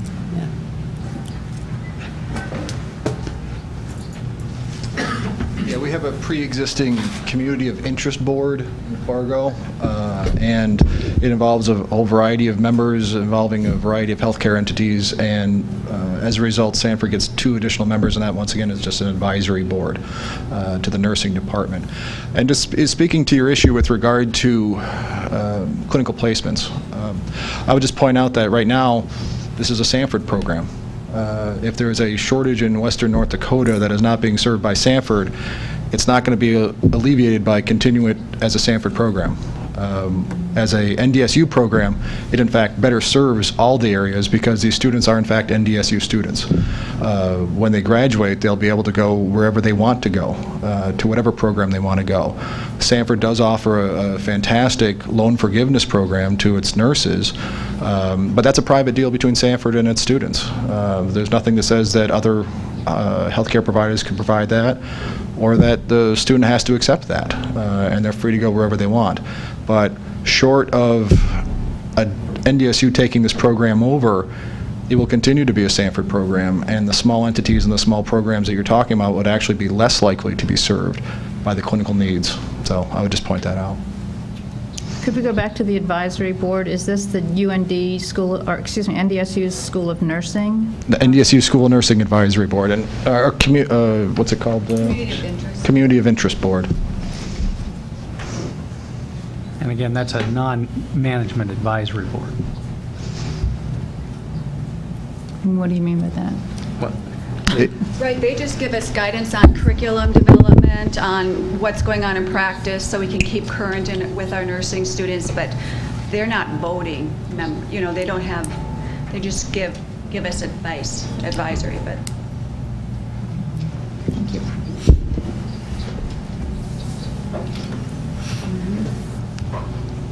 Well, and I guess I think my concern is that, you know, this will be an NDSU program, these will be NDSU students, and so then the presumption, I think, would be that if you're an NDSU student going to, in the nursing program in Bismarck, you're probably going to Sanford, and I think, you know, it's kind of a double-edged sword. I mean, the benefits of this program, it can't be denied. I mean, you know, this would be it's a great opportunity, and I you know, I don't want to discount that.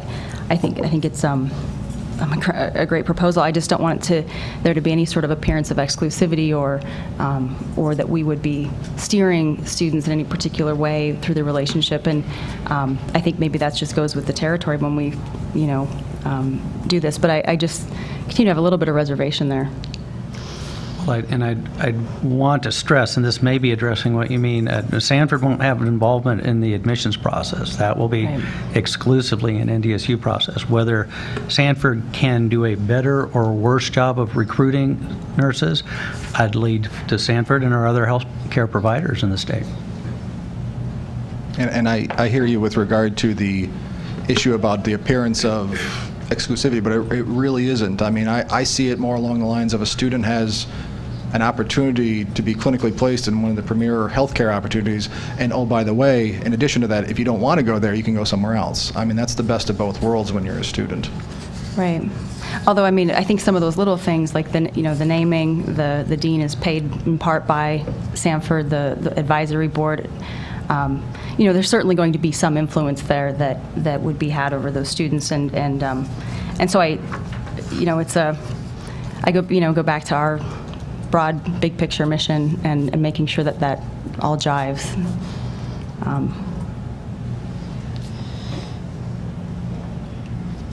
And to the naming issue, I know Dr. Lambert spoke to that issue. Mm-hmm. And, you know, they had a lot of pride. It's a 100-plus-year-old institution, and that deserves, it's got a great brand, and it deserves some continued recognition. I agree, and I absolutely agree that they should expect something out of this relationship. I don't. I think it's kind of inherent in the nature of the relationship that.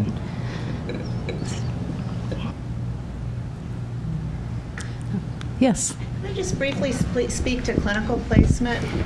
Students are placed for about 40 to 50% of their clinical hours in community-based facilities. So they're out in mental health facilities, they're in community health, schools, a whole variety. They're at the State Penn, Youth Correctional Center, many different areas.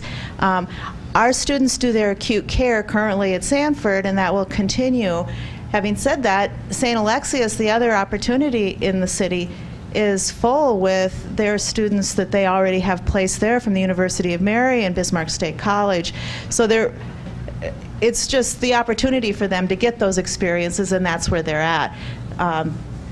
There wouldn't be spots available for us to move to a different acute care facility.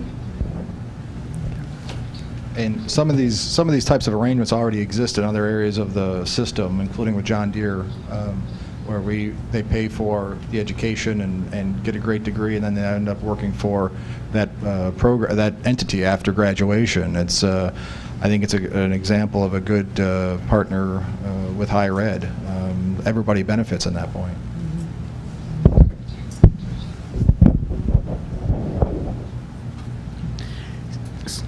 So, Dr. Brashani, I can't get a sense how we feel right now. It sounds as though some board members would like a little bit of time to digest this. How critical is it that we make this decision today, or can we give, Ms. Nesset a little time to go through and Carrie and learn a little bit more about it, or where do we stand? Well, right now the deal is scheduled to close on June 30. In advance of that, we are planning on. I'm literally. Our campus has been very enthusiastic about this opportunity, and I've literally been kind of holding them back because they want to roll out. There's a lot of behind-the-scenes administration that has to go on, everything from the IT, as referenced earlier, to student ID cards, to getting employees their information into the computer systems, everything that has to be rolled out, so that on 6/30, I've indicated I want absolutely positively everything to be as smooth as possible, so that on 7/1 everybody absolutely knows that they're an NDSU person. And so to do that, you have to roll it out in advance so that it's as seamless as possible for everybody involved, both students and faculty and staff. And to that end, they're already, look, we got to get this done, we got to get this done. I'm constantly getting phone calls like we're planning on orientations, we're planning on aligning the IT. So all those things are waiting. We haven't incurred those costs or performed those obligations simply because we know it's contingent upon the SBHE approval. So, the next month, if we lose a month, we're going to lose an awful lot of opportunity to make this process as seamless as possible for everybody involved.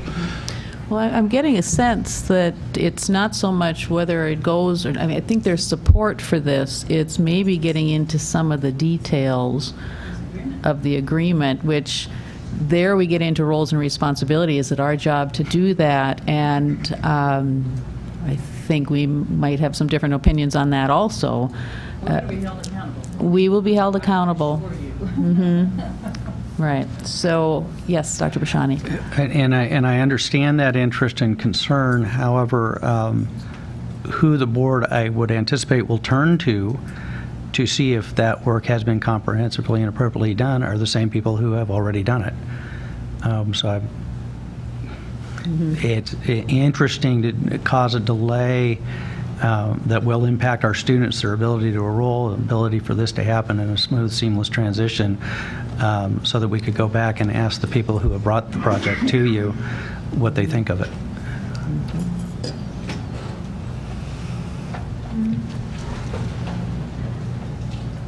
Mr. Shaft, are you still on the line?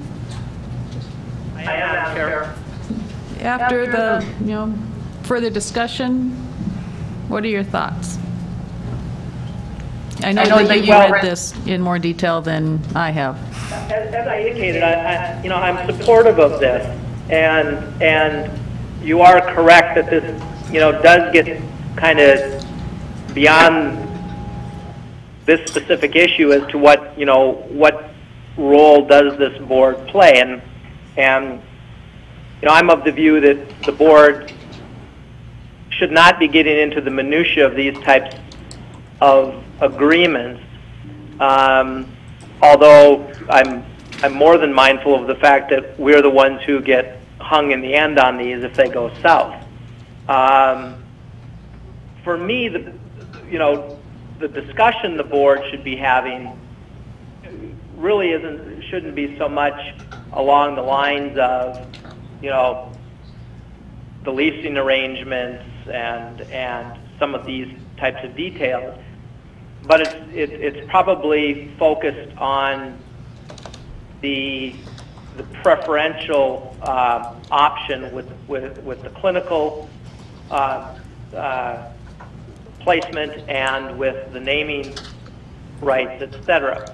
But that goes to a larger topic that the board, as you know, Madam Chair, is going to have to address down the road, because now it's becoming more common for us to have these type of opportunities placed before our campuses, and we've had this with Sanford before, with some opportunities they presented up at UND with the medical school. In that case, the board decided, I don't even know if it got to us, but the view was that wasn't the opportunity that was right. And it always comes down to the independence of the system and the board's longstanding view that we don't ever want to co-opt the independence of our institutions to an entity that's willing to provide money, et cetera, et cetera. Now, having said that, I think this is slightly different, because this isn't a situation where Sanford's basically come in and said, you know, we're going to give you $4 million, and for that $4 million, we want you to establish a nursing program in Bismarck, name it after us, and we get a bunch of say in what goes on. This is a little different because NDSU is essentially acquiring a going concern.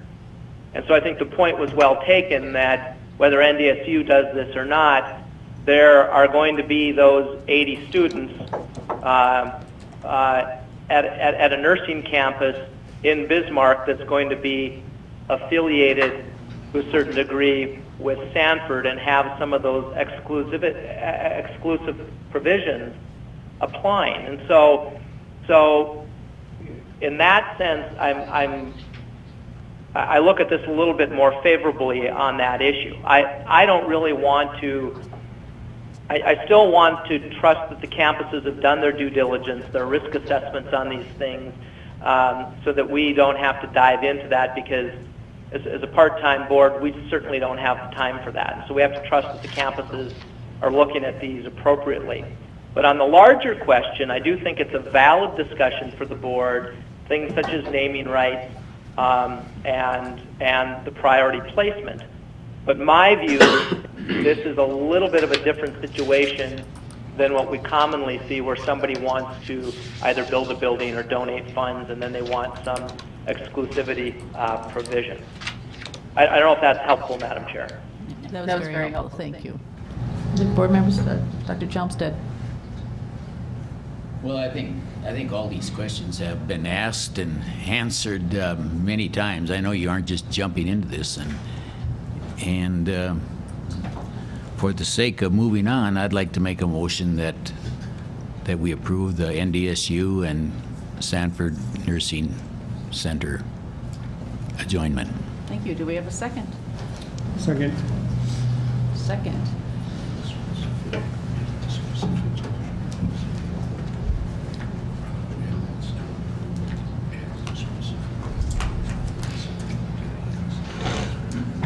All right, so I think we have a specific motion that we need here.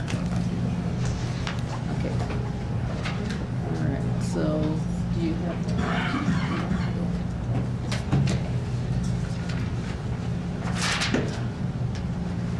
so that we have everything included?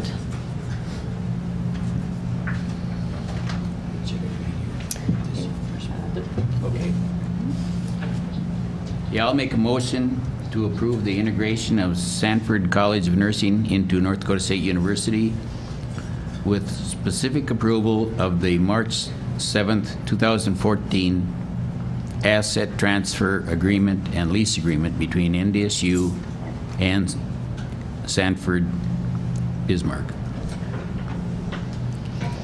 Do you second that still? Okay. Any further discussion? Yes. I would just like to clarify that I don't want this discussion to I guess damper any of the excitement, because I do think this is a great opportunity, and I absolutely trust that all the T's have been crossed and I's dotted, and but just to clarify that I think that at least it's my position that our institutions would partner with any sort of practical opportunity like this, partner with the business community, makes sense to get our students trained for their careers. And so from that standpoint, I think this is an incredible opportunity, and want to make sure that we're open to these in the future. Okay. All right. Thank you. All right. Mr. Hofferth? Yes. Mr. Shaft? Scott votes yes. Ms. Nesset? No. Mr. Morton? Dr. Johnstead? Yes. Ms. Reichert? Yes. Mr. Espegard? Yes. Board Chair Diedrich? Yes. Thank you. And we didn't mean to dampen the excitement of this, but we wanted to make sure we had our questions answered. So thank you. Very excited. Absolutely understand and respect, and I think you're going to be very excited when you see the results of this. Okay. Thank you.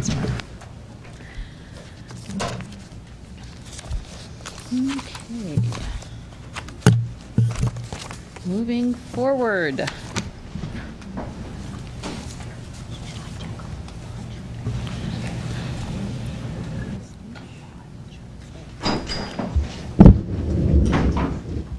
Moving forward, board business, approval of the honorary degrees. Madam Chair, on page 71 of your agenda, you see the summary of proposed action on this issue. And I don't know if President Kelly wants to say anything or no. Okay.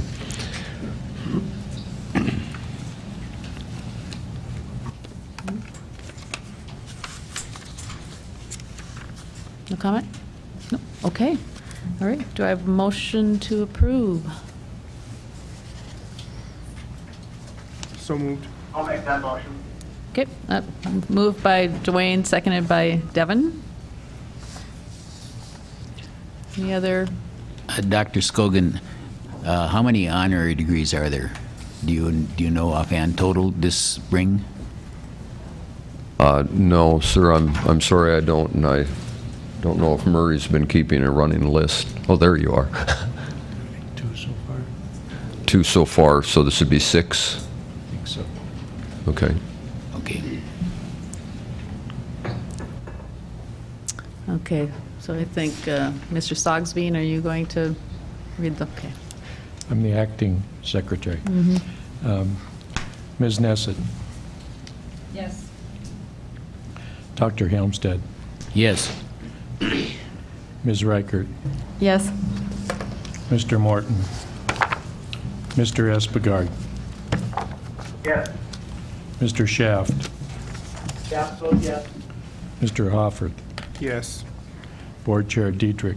Yes. Thank you. Motion passes.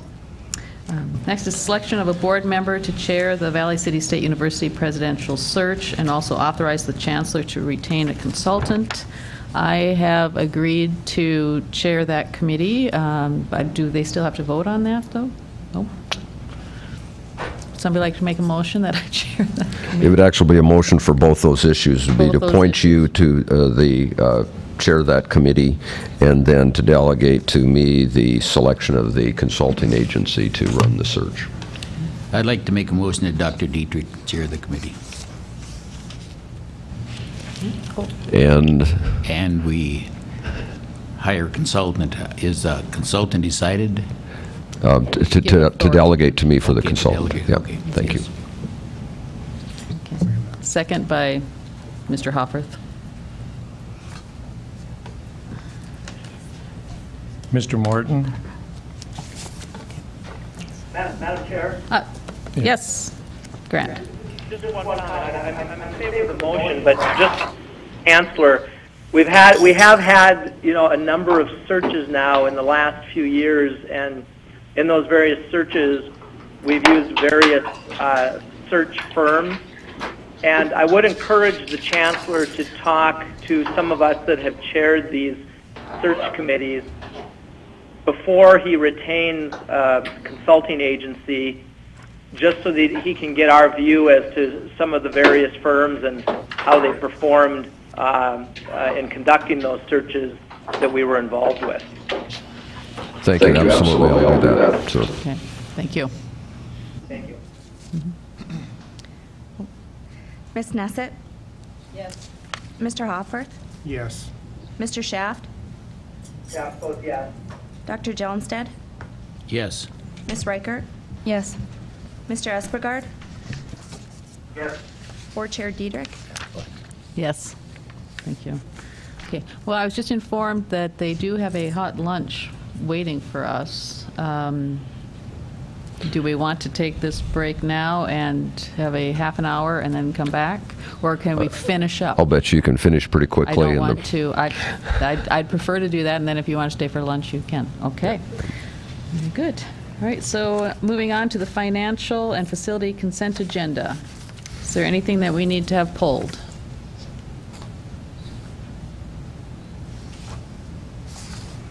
Hearing none, can I have a motion to approve?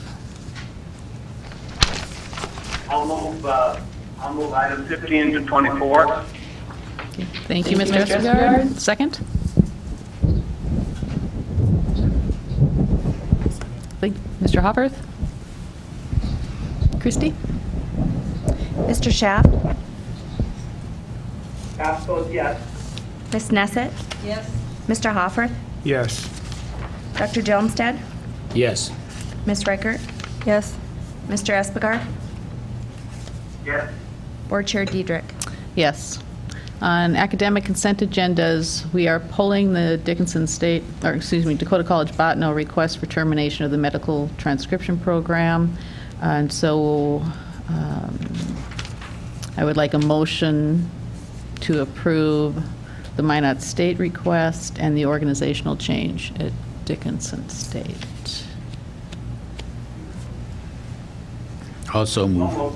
Okay, so moved, and we have a second by one of them. Dr. Jelmstad? Yes. Mr. Hofferth? Yes. Ms. Reichert? Yes. Ms. Nesset? Yes. Mr. Espegard? Yes. Mr. Schaaf? Schaaf votes yes. Board Chair Diedrich? Yes. Okay. On board policy, we don't have first reading for any board policy at this time. We have a second reading for the internal audit charter, and I've been informed that we have not received any more input from the last time that we reviewed that policy. And I suppose we should do these separately, or a second reading and then policy 810.1 appropriate reserve funds. Can we do that as a consent? Yeah, we choose. Okay. Do I have a motion to approve? I would move 802.8 and 810.1. Thank you, Mr. Espegard. Second? I'll second it. Second by Dr. Jelmstad. Okay. Mr. Espegard? Yes. Mr. Schaaf? Schaaf votes yes. Dr. Jelmstad? Yes. Ms. Nesset? Yes. Ms. Reichert? Yes. Mr. Hofferth? Yes. Board Chair Diedrich? Diedrich votes yes. Okay. And as you can see, that we have a number of policies that are currently under review. Policy 430.1, 611.2, 611.10, and 340.2. At President's reports.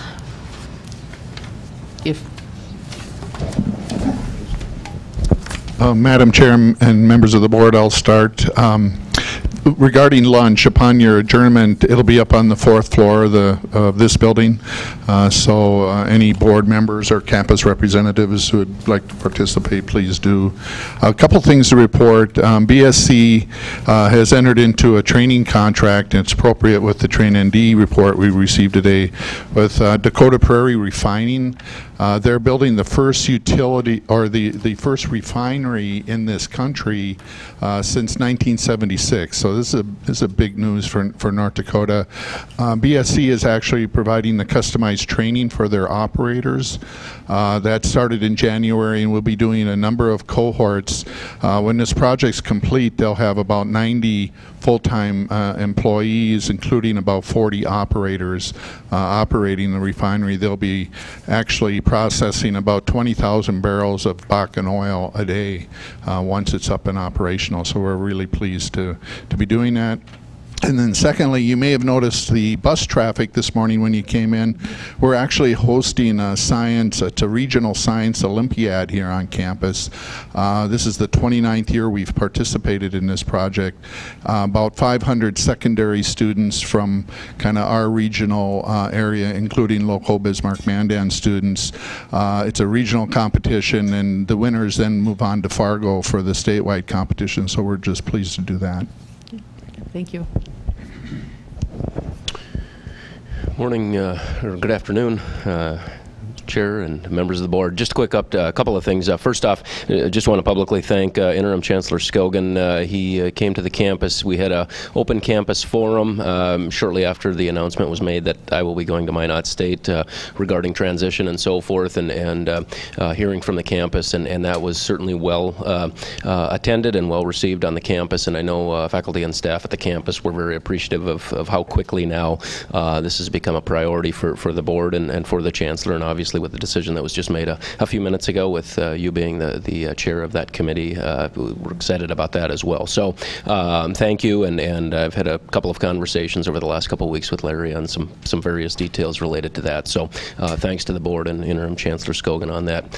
Valley City State is also hosting Science Olympiad today, so it's a busy day there as well with that. But thank you. Thank you, Madam Chair, members of the board. Our John Deere program, which is a public-private partnership, hit the trifecta. Earlier this year, they had come in, John Deere Corporate, and they came on to sites. They have 22 educational programs around the world. Our program earlier this year was identified as the #1 program in the world. Recently, our students did their end-of-the-year assessment. It's a John Deere assessment for entering technicians. Once again, your John Deere students ranked #1 in the world. And most recently, Larry Ashman, the director of our John Deere program, was named the outstanding John Deere Ag Tech instructor. So, boom, hit all 3. Thank you very much. Madam Chair, members of the board, 2 quick things. Our Lady Royals basketball team just returned from the NJCAA National Tournament in Salina, Kansas. Unfortunately, they weren't really successful down there, but they did make it down to the top 24 teams. So we were excited about that, as well as we had our choir group on campus in their 2nd year, performed at Carnegie Hall in New York with a group of a total of 4 community college choirs getting together, and actually received a standing ovation in Carnegie Hall. So our students have been performing well both in and out of the classroom. Thank you. Madam Chairman, members of the board, I'm Dick Jenkins, Vice President for Student Affairs from Minot State, here filling in today for Dr. David Fuller. And we're very happy that we've wrapped up our presidential search, and obviously looking forward to having Dr. Shirley on campus. I'd like to thank Dr. Jelmstead for chairing that search, and we're very pleased with the conclusion. I apologize for taking just a moment to pass out a handout here, but thanks to Ken Gross for helping me. Passing out our Connections magazine, our current issue, and I'm going to call your attention to page 10 in that publication. And as we wrap up our centennial year, we're very pleased with this project we call Power 100, where different groups across campus are doing projects engaging our community and the campus community. And the one I'd like to call your attention to is the one that's described there on page 10. It's through our Department of Communication Disorders and helping students fund cleft lip and palate surgery for children in third world countries. And very happy to report that they're approaching their goal of 100 surgeries paid for, and currently have 78 that are paid for, and moving forward with that. And this is representative of this kind of project across our campus, and I just thought you might like to see this, and Dr. Fuller asked me to mention this to you. Thank you. Thanks for the opportunity to comment. It's probably a little-known fact that there is an alumnus of Dakota College at Bottineau who's playing in the National Hockey League. His name is Dustin Penner. He graduated from Dakota College in 2002 and has had about a 8 or 9 year career in the National Hockey League, which, as far as those things go, is pretty remarkable. I mentioned Dustin because he was cut from his high school teams, from his junior teams. When he came to us in Bottineau in 2001, his father told him, Dustin, this is the last trip that you and I are going to make that focuses or revolves around hockey. Well, you can see what happened. He went on to the University of Maine Black Bears, played on the first line for them, and then into the National Hockey League with the Anaheim Ducks. Subsequent to his first year, he has been a 2-time Stanley Cup champion, and he played on the first line with both the Ducks and the LA Kings when he won those championships. So I mentioned Dustin because community colleges are all about opportunity, and certainly Dustin took that opportunity that Dakota College at Bottineau in the state of North Dakota provided him and made the most of it. Thank you. In the interest of time, we'll see you next month in the other time zone. Just two quick things. Our child development program, Head Start, early Head Start programs, recently had a program review. It was flawless. There wasn't a single compliance or deficiency item, and that's pretty good because we have over 300 students in Trail, Steele, Griggs, Nelson, and Grand Forks counties. So we're very proud of that. And the last thing is we have a group on campus of students. They call themselves Cometeers. Our athletic teams are the Comets, but the Cometeers are they're a group of volunteers as part of our service learning and leadership activities. And WDAZ got a hold of this somehow and came to campus and did a segment on it, and they did a very good job. So you could search WDAZ if you want to see it, or I could send you the URL. But if you want, take 2 minutes of your day to feel proud about the students we have in the North Dakota University system. It's well worth a look. It's well done. You'll feel proud and feel good about what you do. Thank you. Thank you for the opportunity of saying a few words about UND. Yesterday, the accreditation site visit team for our law school completed their review. I have no reason to be concerned that we will not be reaccredited for professional programs in the School of Law by the ABA. The week before, the team from the LCME, the Liaison Committee on Medical Education, completed the review of the accreditation for the School of Medicine and Health Sciences. I have the same sense that we will be fully accredited for medicine and health sciences. The University of North Dakota is well into a collaborative governance process that will determine how we set priorities to sustain the excellence of our programs and the resourcing of those programs within the university. We're just getting started on that process, but it's one that I will put forward as one that will deserve your monitoring. I'm very pleased to learn just a few moments ago that the National Institutes of Health funded a collaborative project between UND and NDSU. It's called the INBRE program. It's the Idea State Network for Biomedical Research Excellence. We don't yet have the amount. It's a 5-year program. I suspect the amount will be somewhere between $15 and $17 million. This is a collaborative effort that will be of impact all over the state. It reaches all the way into science education in our tribal colleges and our partners there. Since there have been some announcements about athletics, I can't resist in a historic moment for the university. Our women's basketball team is the first non-hockey team to make a national championship big dance in basketball. Very, very proud of those women. The men's hockey team is competing this weekend in the NCAA regionals. John, you mentioned the trifecta. I would urge that you call that a hat trick. It's always the hockey guys. Thank you very much. I've distributed a couple of things that I wanted to share with you, and it goes well beyond basketball, although the cover story is about basketball, and it goes beyond athletics. It talks about the value of athletics to bringing pride to a state. It starts out talking about NDSU, but actually ends up discussing UND as well. 4 other things I'd want to bring to your attention on the second page. You will see it's been an incredible year for NDSU athletics. And in fact, I won't read through that list. It's rather laborious. And actually, since 3 days ago when that list came out, we've had a couple of more honors added to it.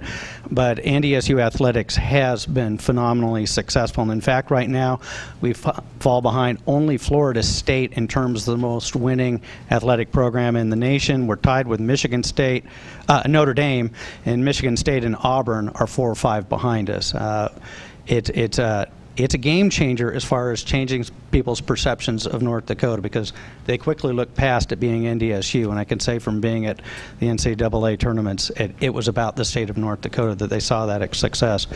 That said, athletics certainly isn't the measure of an educational environment, and I'm very proud to report that our student athletes GPAs on average not only beat the average GPA of our student body at large, but we had 53 student athletes with perfect 4.0s this past semester. Any place I've ever been, that's stunningly impressive. Back more towards academics, I'm pleased to report that the R1 addition in the Research and Technology Park at NDSU has been completed both ahead of schedule and on budget, and is now fully operational, housing our public-private partnerships that are in the process of commercializing the research that's going on at NDSU. Also, the Western region of the U.S. Economic Development Administration recently awarded the Research and Technology Park with the state's only EDA grant, a $500,000 multi-year award. And I anticipate sometime in the coming months I'm going to be able to share with you some very exciting developments in the Research and Technology Park and its future expansion. Third, I'm thrilled to announce that one of our students, a math major at NDSU, will be the state Sloan Goldwater Scholar finalist, and our student body president, Robbie Loft, is a finalist for the Truman Scholarship. Last but not least, and this is an important one as far as workforce development and addressing the economic potentials of North Dakota, our increasing national and international visibility and rankings are bringing us a lot more international attention in countries that are eager to partner with NDSU through collaboration agreements. Matter of fact, just last week, our Vice President for Equity, Diversity, and Global Outreach was in Liberia, had a meeting with the President of Liberia, a number of other people there. By the time her plane landed in New York, we had 3 graduate student applications from Liberia. That's the sort of quick turnaround and attention being brought to our research universities, both NDSU and UND, and I think it's pretty exciting, the impact that we're going to have in the future. Thank you. Thank you. That, I think we're done. Motion to dismiss? Yeah. All right. Thank you. Thank you, everybody. Let's go have some lunch.